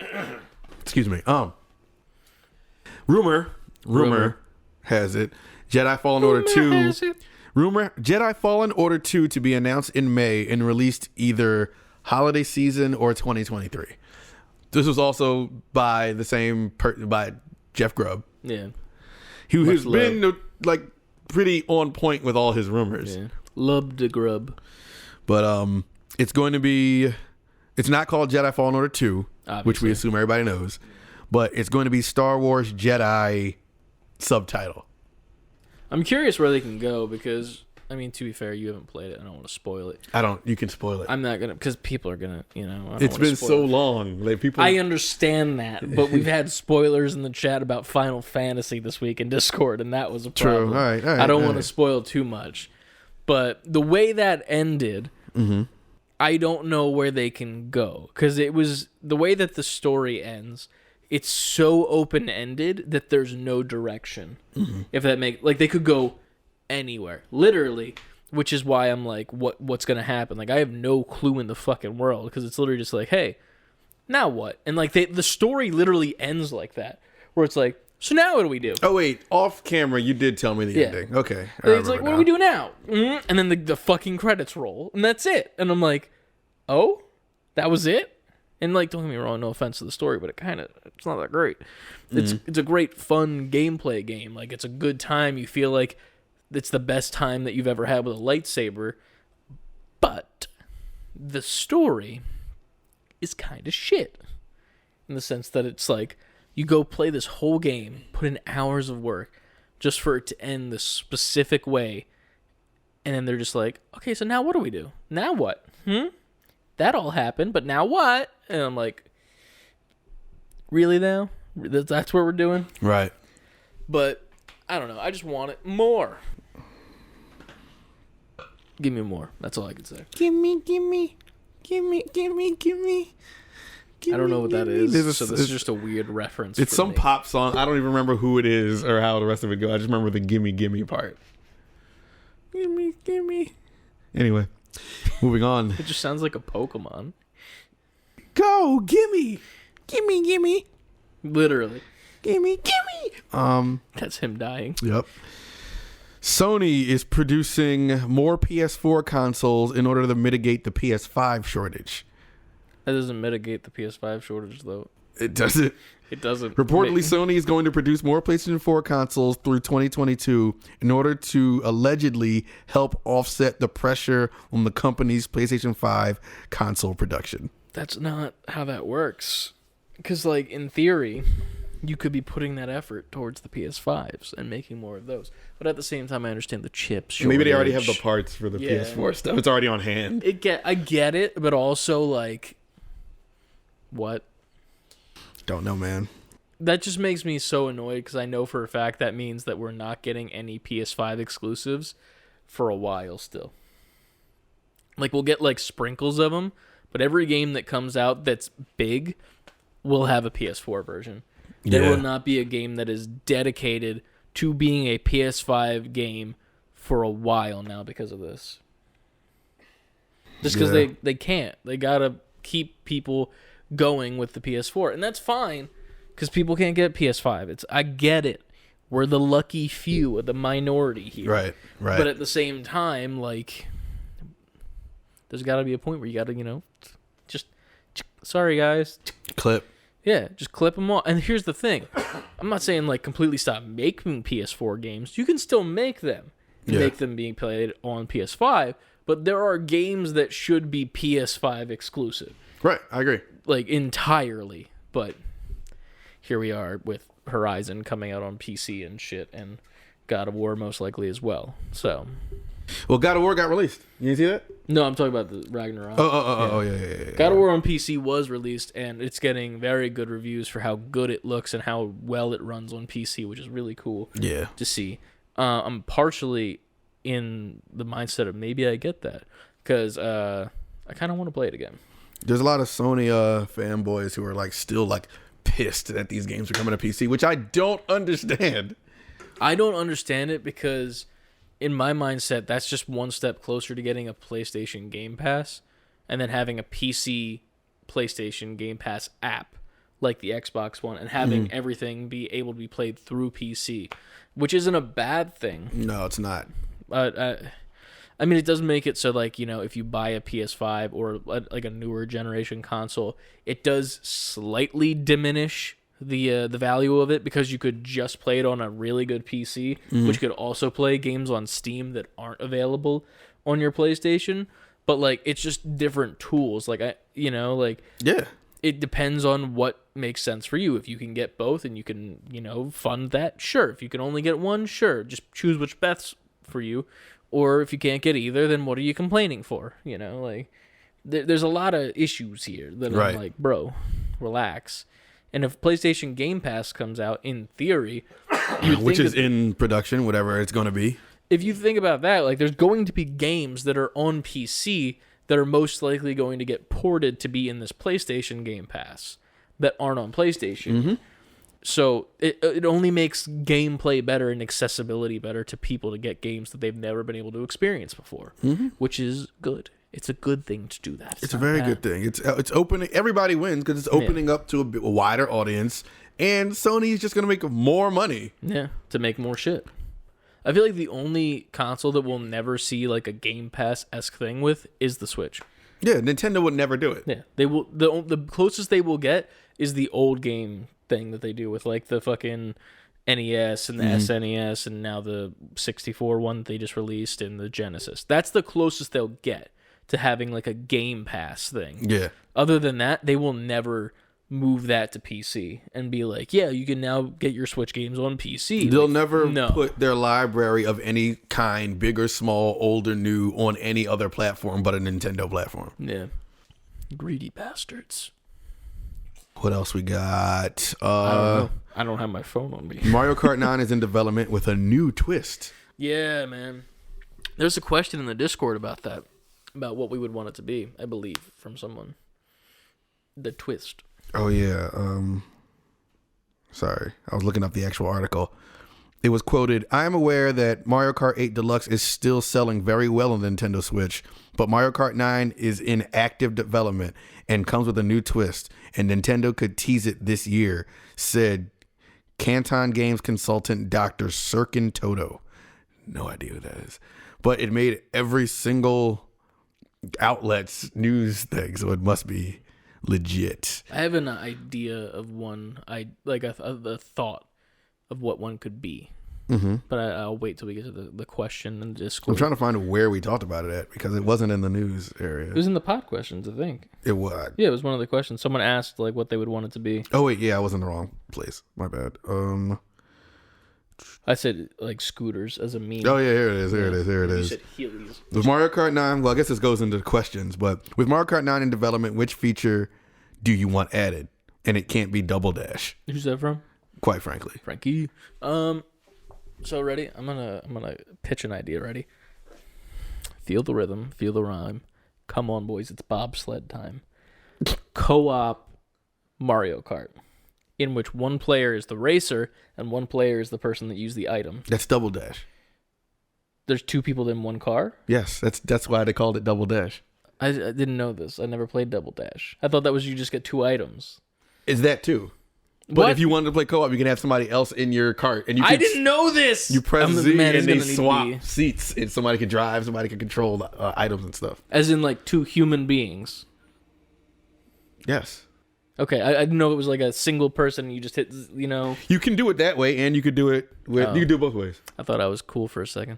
Well, that's what you get. This is what I get for being younger enough to not know what that game exists as. Well, scooters. I put Heelys. Oh man, I don't know what it would be besides that. Then I just said, just make it Super Smash Kart at this point. and just have characters. It's just mad characters in a million tracks. But what could they even do? They already like kind of like nudging their way towards that. When they put Link in it, they put Sonic in it at one point. It was like they put the F-Zero car in it. Underwater. They went underwater. No. Primarily underwater? No, underwater levels in which you actually control your up and down movement as well. Has that ever been a thing? Because I know you can go underwater, but then you get to the bottom of the water, you sink, and there's a track at the bottom. What if there was no track, but it was just like a tube or a tunnel, and you had to control your up and down movement as well as your left and right? And you become like a submarine almost. That'd be kind of neat. They'd have to really, well, obviously they would. They always do. Finely tune these tracks then. Oh, yeah, 100%. Because they'd have to make it fair and make sure no matter where you move, it wouldn't affect the flow of the race. Dude, that'd be so cool. Because you imagine like going through like caverns underwater and there'd be like little holes in the wall that like eels would come out and like jump out at you and shit. And like you'd have to avoid them and like swim around them and whatnot. Is that just a part of a track or is that like a main? Both. Okay. A little bit of both. Like that specific one could be like its entire track is in this underground cavern, and then like maybe you come up for air at certain points or something, or like you have to be fast enough to come up and get ready to get air, and like you have to have a certain amount of air, like in old Mario levels and shit. So you need to come up for air, as opposed to like in the water levels nowadays, where it's like you could literally just sit there the whole time. Yeah. I'm not mad at that. I'm not mad at that. Just put these motherfuckers on foot. Take away the carts. It's Mario Kart 9, no carts. It's just Sonic Racers, but with True. The carts taken out from that too. But that was another dumb thing. Sonic Racing. Why was that? Why were they in cars in that game? Well, they had Sonic R on Sega Saturn, where it was all the characters just ran and you're racing. But that's good. Why didn't we not do that? That game just sucks. That's the only problem. That's not here or there. Don't put Sonic in a fucking car. That's dumb. Yeah, Sonic in a car is weird. Was it but like they had to make it fair. They had to make it fair. It was a low rider. They had to make it fair. Because if you put Sonic on foot, he just wins every race. Nah, dude. Because then you'll have people complaining like, well, Sonic should just win everything because he's on foot and he's the fastest thing alive. But is he, though? Because Knuckles exists. Knuckles isn't as fast as Sonic. Tails exists, and he can fly faster. You know? And Eggman's got them legs that are long. And the mustache. I don't know. I feel like Mario Kart 9. I don't think that there is a good option for the new mystery feature. They're just gonna make it Diddy Kong Racing from 64. What does that mean? Okay, Diddy Kong Racing. You could be in a cart, a plane, a hovercraft in the water. I think that was it. Those 3 things. Okay. So then they would just have it where you could pick a plane, a hovercraft, or a cart. That would work. Because when you would but I think that the difference between in Diddy Kong Racing was that the race you started. If you were doing a plane race, you were a plane the whole time. If you're doing a water race, you're in the hovercraft the whole time. In a cart race, et cetera, et cetera, et cetera. In this one, I think that you know how you go off a ramp and all of a sudden you get the hang glider. Yeah. I think the car should transform. It already kind of does this in 9 and 8 as you go to different things, but I think it should be full on. So he should go off a ramp and you should be in a plane now. Like your car transforms Yes. into a plane. That'd be cool. Even though they did that on Sega All-Stars Racing Transformed. There's no original. There's no thought. new ideas. Because I was going to say, then you go in the water and your car should change into a hovercraft. It's a Kind of how submarine, in man. 8, where you went on the anti-gravity thing, your car became like the wheels turned and now they're hovering on the thing. I was gonna say that for like one where it's like you go upside down or something. That'd be cool. Like the track flips. Like there's like a negative zone almost, but then like that would be just the same thing as going on the walls, but with the different colorways almost. I don't know, man. I don't know what this twist. It's gonna. They say new twist, but watch it be something that's like, oh, Mario's head is backwards in this one. I mean, they could do the negative zone type thing. Like, you ever seen that Uno flip game before? Where there's like the flip cards, and you play that, and then you have to switch to the other side of the cards. What if it was like that, but instead of like boosts to go faster, like you would hit the flip zones, and then it would be like an entirely different track. Like it would flip you into the different version of a track, which has different shortcuts and different ways to get in front of people or something like that. That'd be kind of neat. But I don't know if that'd be a great idea, to be fair. It's just here we are. Just like the Uno flip. Just put Uno in Mario Kart. Draw 4, bitch. That'd be interesting as hell. Makes everybody spin out. Every single time that you crest the start line, you have to play a card. And it has to be, like, perfectly from your deck. There should be an item you could get that moves the finish line.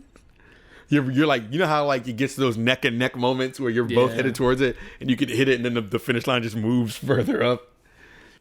Kind of like that. I don't know what else would ever be. I don't know how to fine tune that idea. It sounds ridiculous on its face, but still. Maybe go to space and use rocket ships instead of like, regular planes. Because space. The whole game is in space? Portions. Then that's also Diddy Kong Racing. Is it? After you beat the original story in Diddy Kong Racing, you go to space. And you go to a space station. Do you fly? Yeah, you do all. It's the same 3 vehicles you use, but you're in space. Bruh. There's no such thing as an original thought. Heelys. Gotta be Heelys and scooters. Honestly, though, that would work, though. Like, extreme sports added to Mario Kart and, like, just have, like, roller skates and fucking skateboards and shit. Like, fucking do that. I don't care. It would be weird to be like, how is this car sticking with this skateboard? But like, you could do some cool shit with that, where it's like if you choose the skateboard, you're sacrificing speed, but you can also like latch onto the back of cars and then launch yourself ahead, like Back to the Future style. So it's Riders Republic, but it's Mario Kart. I don't know if you can do that in Riders Republic. No, just with all the different modes of transportation. Exactly. Just give me more stuff, I guess. Because other than that, there's really nothing in theory. Like, what else can you do? Hijack other people's carts somehow during a race. What if you could destroy people's carts? Like, legitimately destroy them. Oh, like, so there it's was like a health bar. It's fucking Burnout Mario Kart. Well, like that, or like almost I'm in like for that. some fucking Twisted Metal type shit, where it's like your car can only take so much damage before you need to like do something in order to get back on the track. You know what I mean? Like, you can get hit with like 4 red shells before your cart is completely fucked. I think people would push against that idea. True, but I'm just thinking of ideas that haven't happened. Yeah, because there's not many that haven't. No, there isn't. VR. It's almost like, is it even Mario Kart at that point? Yeah. You have to change the name. I don't know. I mean, to be fair, that's just bringing in like the balloon thing into the main racing. But at the same time, like, I don't know. Oh, fuck. It's a difficult question because there's really not many places for them to go besides like underwater in a submarine or flying with a plane, like an actual like controlling those options. And like it wouldn't be the whole game, it would be like portions of tracks or like a whole entire track is playing or something like that, but like yeah, that's about it. Other than that, I don't know.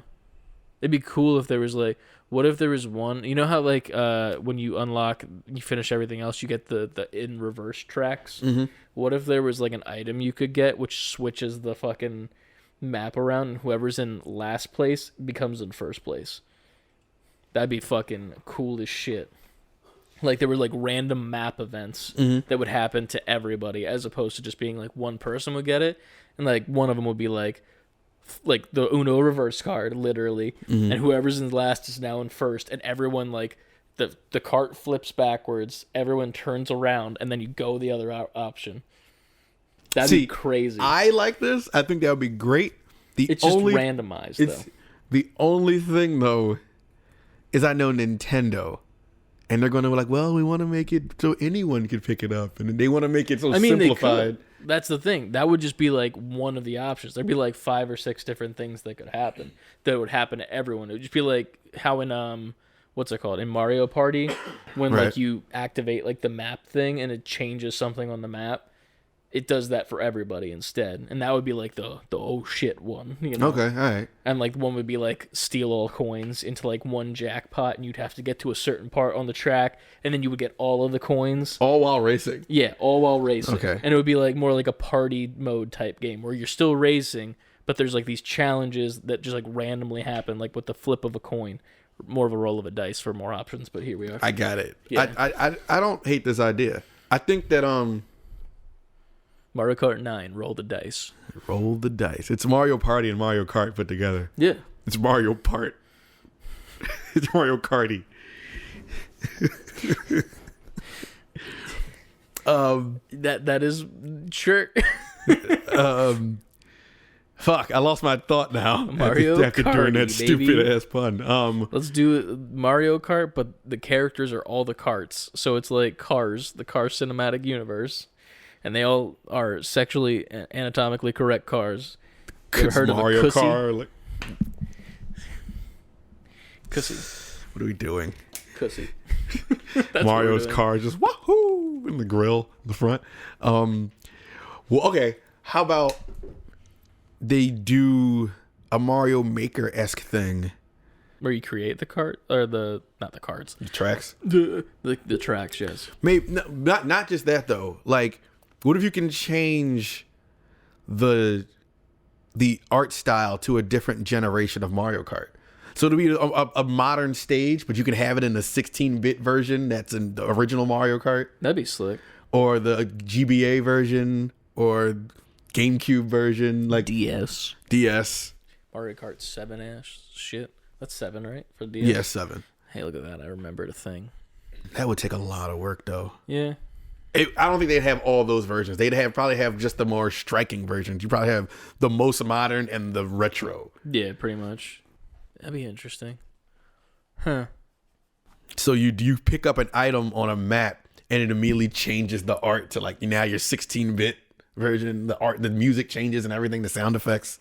That'd be slick. Is that like more of like a challenge though, or is it just like straight up aesthetics? It's just an aesthetic change. All right. But it'd be jarring. Like, what if you go back, when you go back to the retro version, there's no modern power-ups. So you have it's like 10 seconds. You have to play through the track the same way, but now you don't have any of the evolutions from that Mario Kart to this Mario Kart. No bullet bill.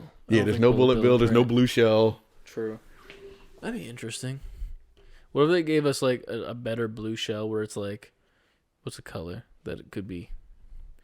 What's Bowser's shell color? Isn't it green? Like, it's like a big green. It's a green spiky shell. What if it was like a Bowser's spiked shell, and it was like the Call of Duty nuke?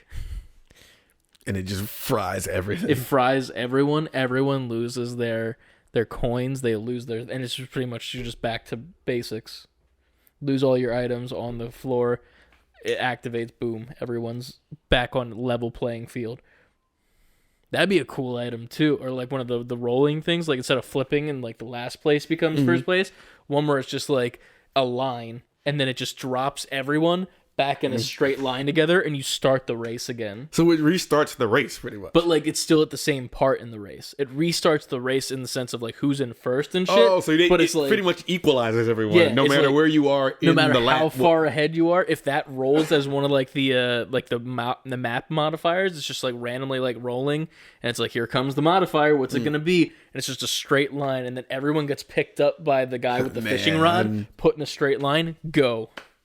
Imagine that'd be slick. You think you see people raging in game. Imagine the rage. To be fair, it'd be something you could turn off. Like well, yeah, of course. Like in Smash, like where you could turn off items, which is apparently objectively wrong. Oh yeah, that bullshit. I kind of want to pose that question to the Discord more than us discuss it, because I feel like that's a good conversation. But it'd be cool to like have that as an option, because it makes it more of a party game then. Yeah. And in theory, that makes it more of a level playing field, because if you have like me or you, seasoned veterans of Mario Kart, right? We've been playing this since we've been little baby wee boys, and then you have a child who just exists and plays Minecraft. You exist, child. You know, and like they're like, oh, my first time playing this, and I want to play with these people who play before. We're gonna smoke that kid. Like that kid has no chance. But if there are map modifiers that go off randomly, that could be like everyone goes back in one line back and forth, or say he's in last place and it map flip, and then he's in first place, and then he has a chance to steal it from everybody. Like that's such a chaotic energy thing, and it would be very interesting to twist it up in that way. And you could do some lore type shit where it's like Bowser doing it or something, like, you know, or King Boo or some shit where he's just like, "Whoo, roll the dice." Fuck what you. if that should be the twist? The Grand Prix mode that's in every Mario Kart, like just getting all the trophies and opening new, they should flesh that out, and it should be a straight up campaign. Like, Diddy Kong Racing, you had this open world area. Crash Racing. And that. Yes, that was the better one. If I had to argue with not playing Diddy Kong Racing. I was like, you never even played it. I don't disagree with you. Crash Team Racing did it better. Even though you've never even seen the Diddy Kong one. Yep. All right. Just because I didn't even know what Double Dash was. I thought it was just two items. The weight you have in this argument is just dwindling. The two items thing is the only thing that's ever been discussed when we brought up the Double Dash in the past. We've never talked about two people playing in the same cart. Ever. We didn't know. Yes, no, in this podcast ever, we have not had so that discussion. As a person who's never touched it and being like, oh, you just got two items, that was the first time that happened, that's pretty neat and cool. Yeah, and you could like having two different characters in your cart was cool because it shifted the weight, like it made your cart perform differently. If you have two light characters, of course you're fast, but you're weak. So if somebody like nudges you, you can spin out.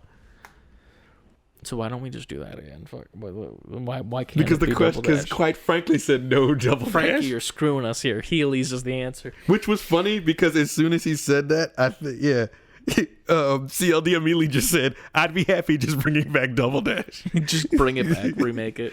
But I think it should just be a fleshed out world like CTR or cool. Diddy Kong Racing, where now there's a story to this. That'd be cool. Because there's no story to any of the Mario Karts. It just exists. You just race to the end, you get a trophy, you start again. Yeah. In theory, Mario Kart shouldn't be as like well renowned because it's really like a simple ass game. Like there's really no like reason in theory. Well, but it's the best kart racer ever though. Yeah, but at the same time, it's like other kart racers do it better. Do they do it? I think other kart racers have They have better ideas. They have better ideas, but the essence of what the kart racing is not better. I guess. I see. I will say CTR is like right there though. I would almost argue that the original Crash Team Racing competed in my brain for I think the first Mario at the time. Yeah. I forget which Mario Kart I played first as a kid.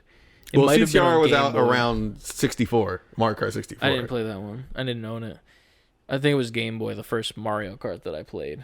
But like, comparing the two of those. So Super Circuit. Yeah, the fucking CTR was just so much better. That's a bad comparison though. Now you can't compare Super Circuit. Even if I was going to compare it to like the DS version of like Mario Kart 7, which was just regular old Mario Kart with, I think it was the first one we flied in. I think so. I could be wrong. It might have been 6. But like even compared to that, I liked CTR on PS1 more because it just felt better. Like it was more stylistic. Like when I'm drifting and shit, the whole cart's on an angle and like it almost looks like you're gonna fall over. You don't because game mechanics. But like it felt like there were more stakes. Plus the campaign, the items were great, and like the items felt better in CTR than they did in Mario Kart. Because I'll admit, CTR is the only kart racer that gives Mario Kart. It makes Mario Kart sweat. Yeah, 100%. Because the like it was an open world. You had replayability to go back to the tracks to unlock other shit. You could level the items. So if you got 3 of those potions, it became like better. That was CTR, man. That game does not get the love it deserves. They did the remake and it was great. And I think that I don't know. Like I think it's in Mario Kart's best interest if they want a new twist to borrow from that. What if in Mario Kart you could get out of your cart? Game over. Why? I don't know. Like, what if you got like knocked out of your cart or something like that? Like, you need to like run back to it? Yeah, like on some Excite Bike shit? Yeah, like that'd be interesting. Like in the sense of the health thing. Like instead of your cart being destroyed, like you get hit with 4 red shells, you get knocked out of your cart, and then you gotta go over there, spam X to fucking flip it over because it flipped, and then you gotta hop back in and get back in the race. That'd be kind of interesting. They'll never do it though. They won't, but it'd be interesting. It would be interesting. That'd be pretty cool. Either that or like spike traps or something, and like add a pit stop for the race. So it's like say like. So does your cart take damage? Yeah, like but not in the sense that like it'll take you out of the race, but like say there's like a new item where you can drop like a spike trap or like tax or something, and if someone rolls over it, their wheels pop. Obviously, the handling is going to get worse, but you can still drive and still compete. But if you want, you can hop over to the pit stop and Toad will be like, yeah! And then just fucking change your wheels. It's an army of Toads come out to your car and switch and it up. Like, zzz, zzz, and then like fucking change out with some mushrooms and shit. That'd be They'd pretty have neat. to add a huge... Well, the incentive is that your cart would be back in working order. Exactly. But, you know, Nintendo, they're going to have to add some kind of huge... There has to be a really good incentive... It'd be really incentivize you to want to do that. And they have to add some kind of upgrade or something like that. You get free, like, mushroom, like, that could be turbos when you go over to the... Coins. Coins have always only gone up to 10. Yeah, and they make so that you fast. get speed. What if the coins you could just get as many as you want as you're driving? Like, it doesn't have a cap. And you could use those coins at the pit stop to get better boosts for your cars, to, like, upgrade your things. So, like, you could use it to obviously get your tires fixed if they break. But if they didn't break on one lap and you want to take the risk, you can hop in there and you can get like a NOS option where you get like a chargeable mushroom every couple seconds or some shit like that. This game would be fun. Yeah. But it would be anarchy because in order to make that work, you'd have to add so many more coins to the track. True. And make the tracks bigger, add more coins, boom. More laps as well instead of 3. Make it 5 laps, bigger courses with coins all over the place, with the items as well, and then you can buy stuff from a pit stop. This Mario Kart is going to be rated like teen. It wouldn't be rated teen. What do you mean? They're not showing titties and ass and cursing? No, it's just because it's more for an old... Like a little kid, I feel like you're overloading them with a bunch of... Little kids play Minecraft and craft literal things from dirt. They like do computer shit with redstone, where they can program songs to be played. I'm sorry, little kids. I'm selling y'all short. I was just saying, you see, I'm acting like I wasn't a little kid playing video games. You made it through the fucking music level of RPG. True. Usually, I wouldn't have an argument for that. The only reason I do is only because it's Nintendo. I guess. Because they're always the ones that like try to simplify all their shit. But then again, at the same time, Smash Brothers, like that's not simplified. Like that's heavily like you could play the game as a child who doesn't know much, but there are so many intricate details in that game that people that are seasoned veterans, like with the shields and the rolling and like the grabbing and shit, all those things, yes, a kid can use them, but those are like advanced tactics on top of just using A and B to fight. Yeah. Which is what I do, because I'm not good at the other stuff. But that's the thing. Like, you have those You're better aspects, than you give yourself credit for. And no, I lost to a child multiple times. So? Listen, I was sus. Anyway. You were. Still are, if you ask him. Hell yeah. But yeah, I mean, I just feel like if you add more to that game, campaign is obviously the best pick. If we're going to say anything at the end of the day, that was the best option. Just give it a campaign where you actually drive around either in an open world. An open hub area and go to different levels. Even if you don't have that, or if it's just an actual story, like where you just like start the races and like you need to beat specific people for specific reasons. That in and of itself, if there's a story mode in Mario Golf, the fact that Mario Kart doesn't have one when it's the better game comparatively is insane. I think we found the answer. Yeah, that has to be it. I think that go through everything. Not even just the fact that it's in Mario Golf. The fact that like this is the Mario universe. There's so much story through all of these characters, and how are you not taking advantage of the fact that you can have this really fleshed out story happening in the background of this kart racer? Yeah. And the crazy part is, like, you could use that to introduce more Mario characters, to get more shit and merchandise, because that's what it's all about at the end of the day. Selling more shit on top of the games. So, there it is. Campaign. There it is. We reached it. Thank you, quite frankly, for the question. It only took 20 minutes of we worked talking it down. about Heelys. Yeah. But, yeah, man. I guess we're on questions now, so... Yes. I should probably have my phone as well, but it's trying to stay alive. It's all good. I got it. It's on life support. As always. Yeah. He asked me a question. This question is for Ant. Have you done all the endings of Chrono Trigger? If so, which was your favorite? To which I responded, honestly, I do not remember. I beat it so long ago, and then since I've never played the game 100% to the end. I've never played Chrono Trigger. But I know that it has the best soundtrack in gaming. Chrono Trigger is one of the best RPGs of all time. It would go on the list. I want to play it. I don't know like how. It's on DS or ROMs. I was trying to think of the legit ways. But we're trying to play it for pleasure. Yeah, but ROM. Fuck it. Yeah, ROMs. ROMs. Emulation. There you go.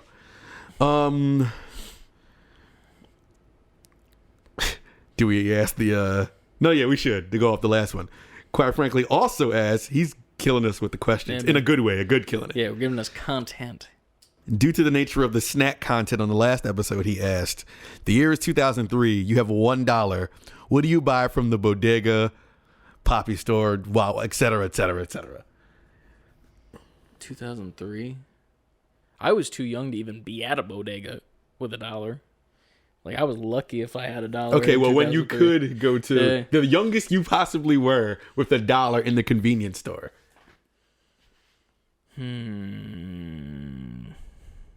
Honey bun. Yo, honey bun was my second choice. I said the Red Mountain Dew just based off our last conversation. Drinks, yeah. But if it was based off drinks, I don't know if they were the $1.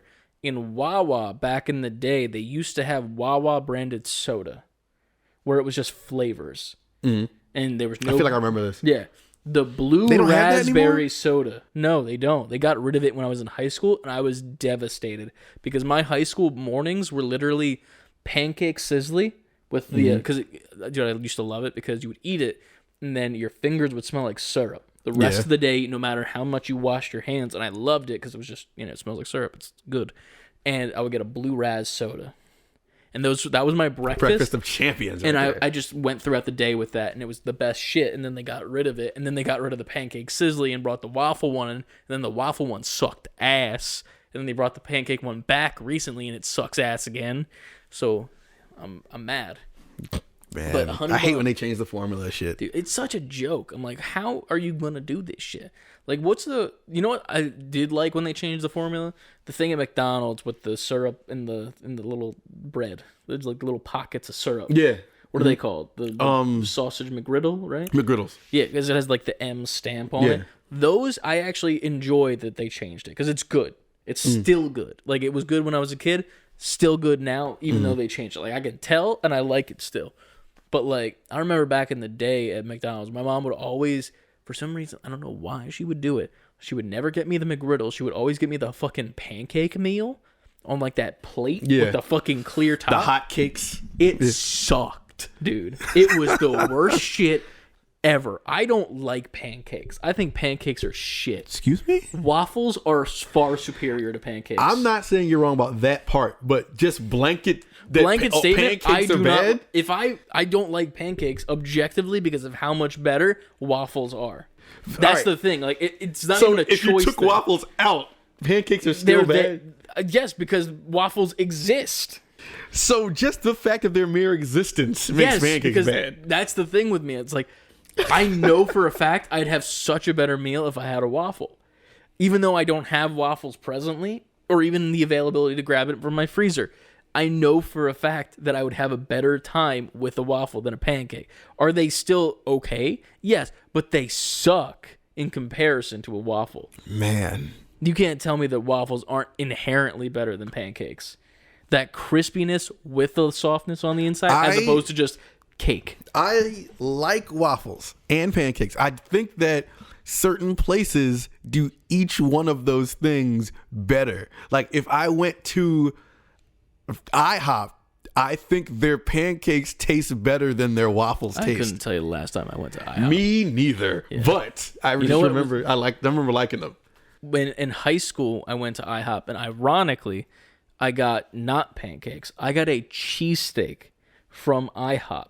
Now here's the thing. Probably sounds like the dumbest shit, like more so than going to a burger place and getting like a fish sandwich. No, because I have one to follow this up after you're done. Dude, that cheesesteak fucking slapped. Yellow American cheese, thin sliced beef on a fucking roll that had cheese toasted on the top. I was like, you're IHOP. How the fuck dare you be this good? I'm like, cheese what steaks? in the fuck is this? Like, I remember I got it one time because I was just like, I don't want breakfast food. And I was just sitting there like, oh my God. What in the fuck? And then they changed the recipe and now it's not good. But it was that moment where I was just like, my God. Now, and this is also years ago, IHOP's mozzarella sticks are some of the best mozzarella sticks I've ever had in my entire life.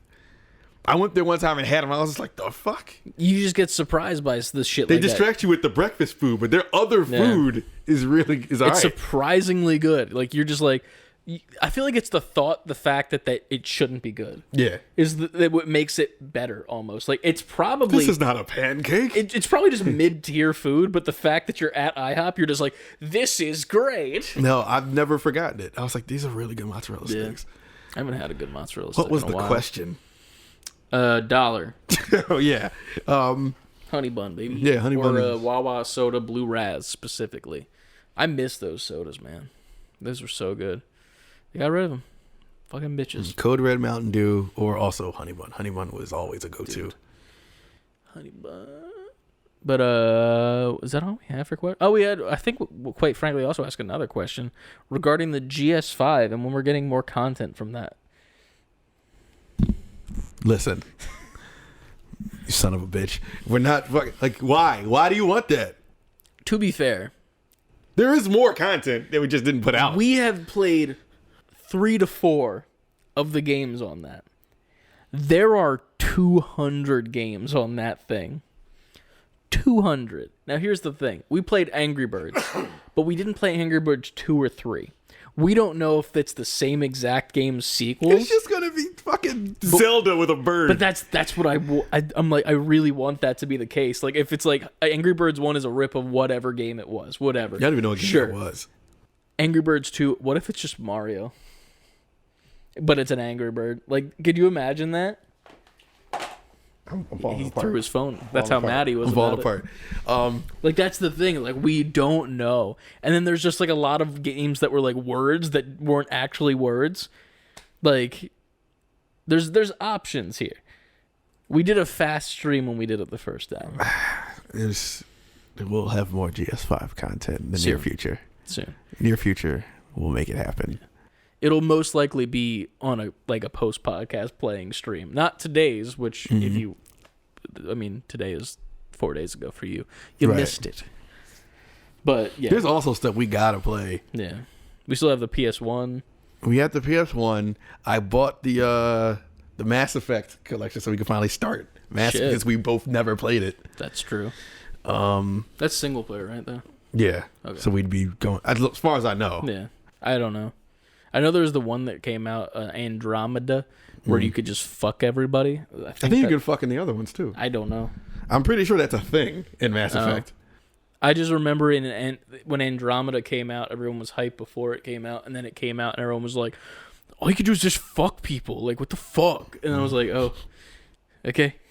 It's a fuck simulator game. It's gonna be a game where it starts out and you know how it had the usual questions like, make sure your screen area is where you want it, and then it's gonna be make sure your brightness level is where you want it. And it's gonna be like, now how much fucking do you want? 1 to 10. Like it's just gonna say, trying to fuck, or nah, I'm good. Yeah, man. Well, we got options to make content, but it'll come soon. The GS5 isn't going anywhere. Let's just put it that way. Even though we should kill it with fire. I mean, to be fair, we wouldn't even need to use fire because of how like light and there's a part of me also like I understand we have 2 controllers because there's probably 2-player games. I want to take one of the controllers and just twist it to break it because of how like cheap the material is. It makes you want to do that. Like I really want to do it. If we could find another controller, because it's USB, that goes in there and works, we might have to break one of those controllers on camera. I think we have to because there's 2 also. That's what I'm saying. Like even if there's a 2-player game, we're normally like, one person playing anyway. So maybe we got to break a controller and see what's on the inside. I'm just sad that we have to keep one intact because then we could both break one. True. Or like we could both grab an end and just pull, like one of those things, the tchotchkes at Christmas, where you get the crown. True. Is that what this? I don't know. I know what you're talking about. The Christmas poppers. Yeah. And you get the crown, and whoever wins gets that. I guess I don't know. My family never did it. We're not. Neither did mine. Fun. But I know exactly what you're talking about. You see it in movies, and you're like, man, that family's really fun, aren't they? Not even. You see the movies, it's like, what the fuck is that? Anyway, gifts. Pretty much. That's legitimately my family's just like eat food, somehow talk about poop in dinner conversation. Literally, that's the thing. Like at least once or twice during dinner, shit will be brought up, and I don't know why, but it is so consistent, and I hate it. Poopy family over here. Legitimately, like, and it's ironic because like you could even ask Ryan at some point. It's just like, what's one thing that always comes at family dinner? Shit. It's always shit. For some reason. All right, give me how did this come up at one time? Can you think of any? I can't even give you specifics because of how much it happens. You should be able to find one in your head. No, because I'm fucking tuning out. It's literally just we're just talking about random something, and then just like, yo, I just took the fattest shit like out of nowhere, and then we start talking about shit in general. Like, yo, you ever have this shit where you just fucking push so hard and it shotgun shells to the bowl, like, and I'm eating mashed potatoes, and I'm like, bro, that gravy. I don't use gravy.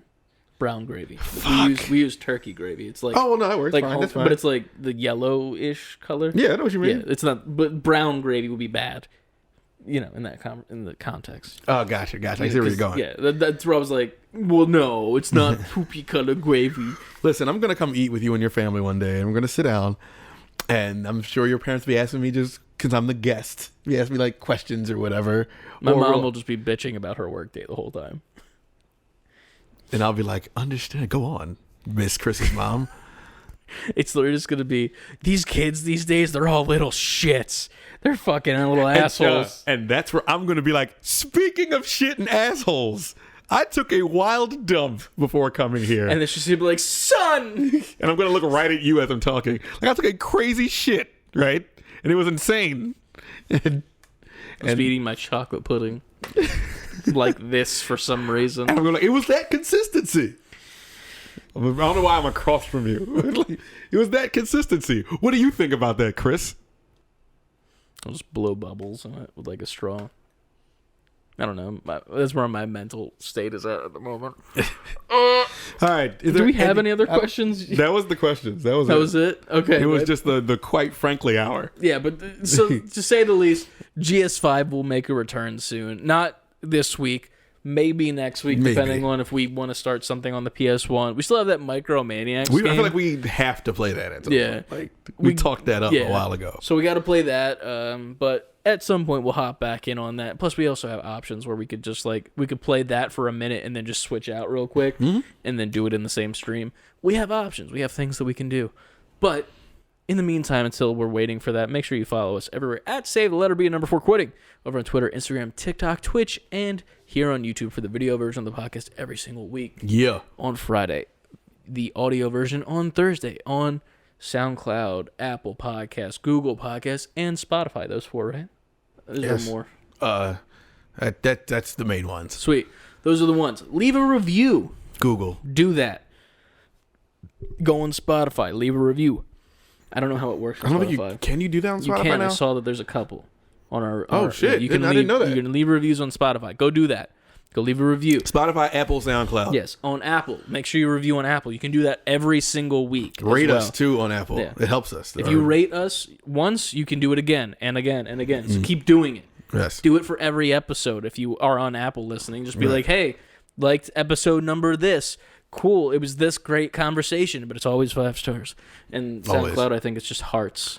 And SoundCloud, you can just like it. You can repost it, kind of like a retweet, and you can comment. You can do it all on SoundCloud. do that. So do and that. then on Google, I don't know what Google does. Do whatever they let you do on there. do the things. But make sure you follow, make sure you share, make sure you show off what you like, and join up on the Discord to join in on the conversation from week to week. To ask Comment on us, YouTube, too. Sorry. Yeah, do that. There's only one person that consistently does that, and it's Anna. I very much appreciate it. But everyone else should comment on YouTube. If you're not doing all the other ratings and shit, or if you're listening on Spotify, go over to the YouTube version on Friday and just leave a comment and be like, yo, I like this episode. It's pretty neat, or something. And then join us for our Twitch streams, because it's a fun time whenever we stream. It is. And even if you're not there, the VODs are up for at least 30 days on Twitch, and then on YouTube, they're always there. So you can go back and rewatch what we had played. But yeah, that's about all that there is. Follow us. Come follow us on Discord. The link is below. If you're watching the video, it's in the description. Anywhere, if you're listening, it's in the description. I put the link in the description. It's at the very top, right after the description. It should be there. What else? I think that's it. TikTok. Follow us on TikTok. Yeah, do that, because that's where the traction is. Yeah, do that. Hell yeah. I think that is it now. I think that's it. But yeah, we're going to go stream some VR and see how that goes. Ant's going to be the VR boy. I am the VR man. And then, we'll talk to you guys next week. Make sure you always save before quitting. We'll see you next time. Peace. Yeah. Also, watch our streams every week. OG streams, at least 1 to 2. Yes. And then Figure Friday on Friday. Yes. And Sundays, if we're actually in person, post-podcast playing. PPP loan. TD. What? TD. I don't know why I said it like that, but... Titties.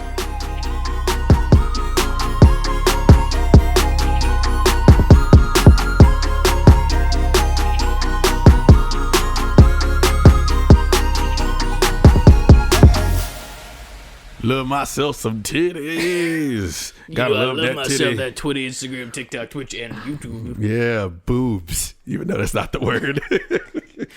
We are Just changing it completely now. I don't even know a B platform. We are on. Find us on Bogo. I made that one up. Oculus. Omicron. Farmers only. There you go. Christian Mingle. Find us on Christian Mingle. We're Christian Mingles. Peace. I almost did that once and I didn't. I did get banned from Farmers Only though. That was How'd fun. you get banned? 'Cause We're keeping this. I wasn't a farmer. I just made a fake profile and then they found it was fake. They're that avid on that shit. It was just to the point where I'd had a conversation with I was also in middle school. Why? Why were you doing that? Because every single commercial on fucking Nick at Night was farmersonly.com. Goodbye, everybody.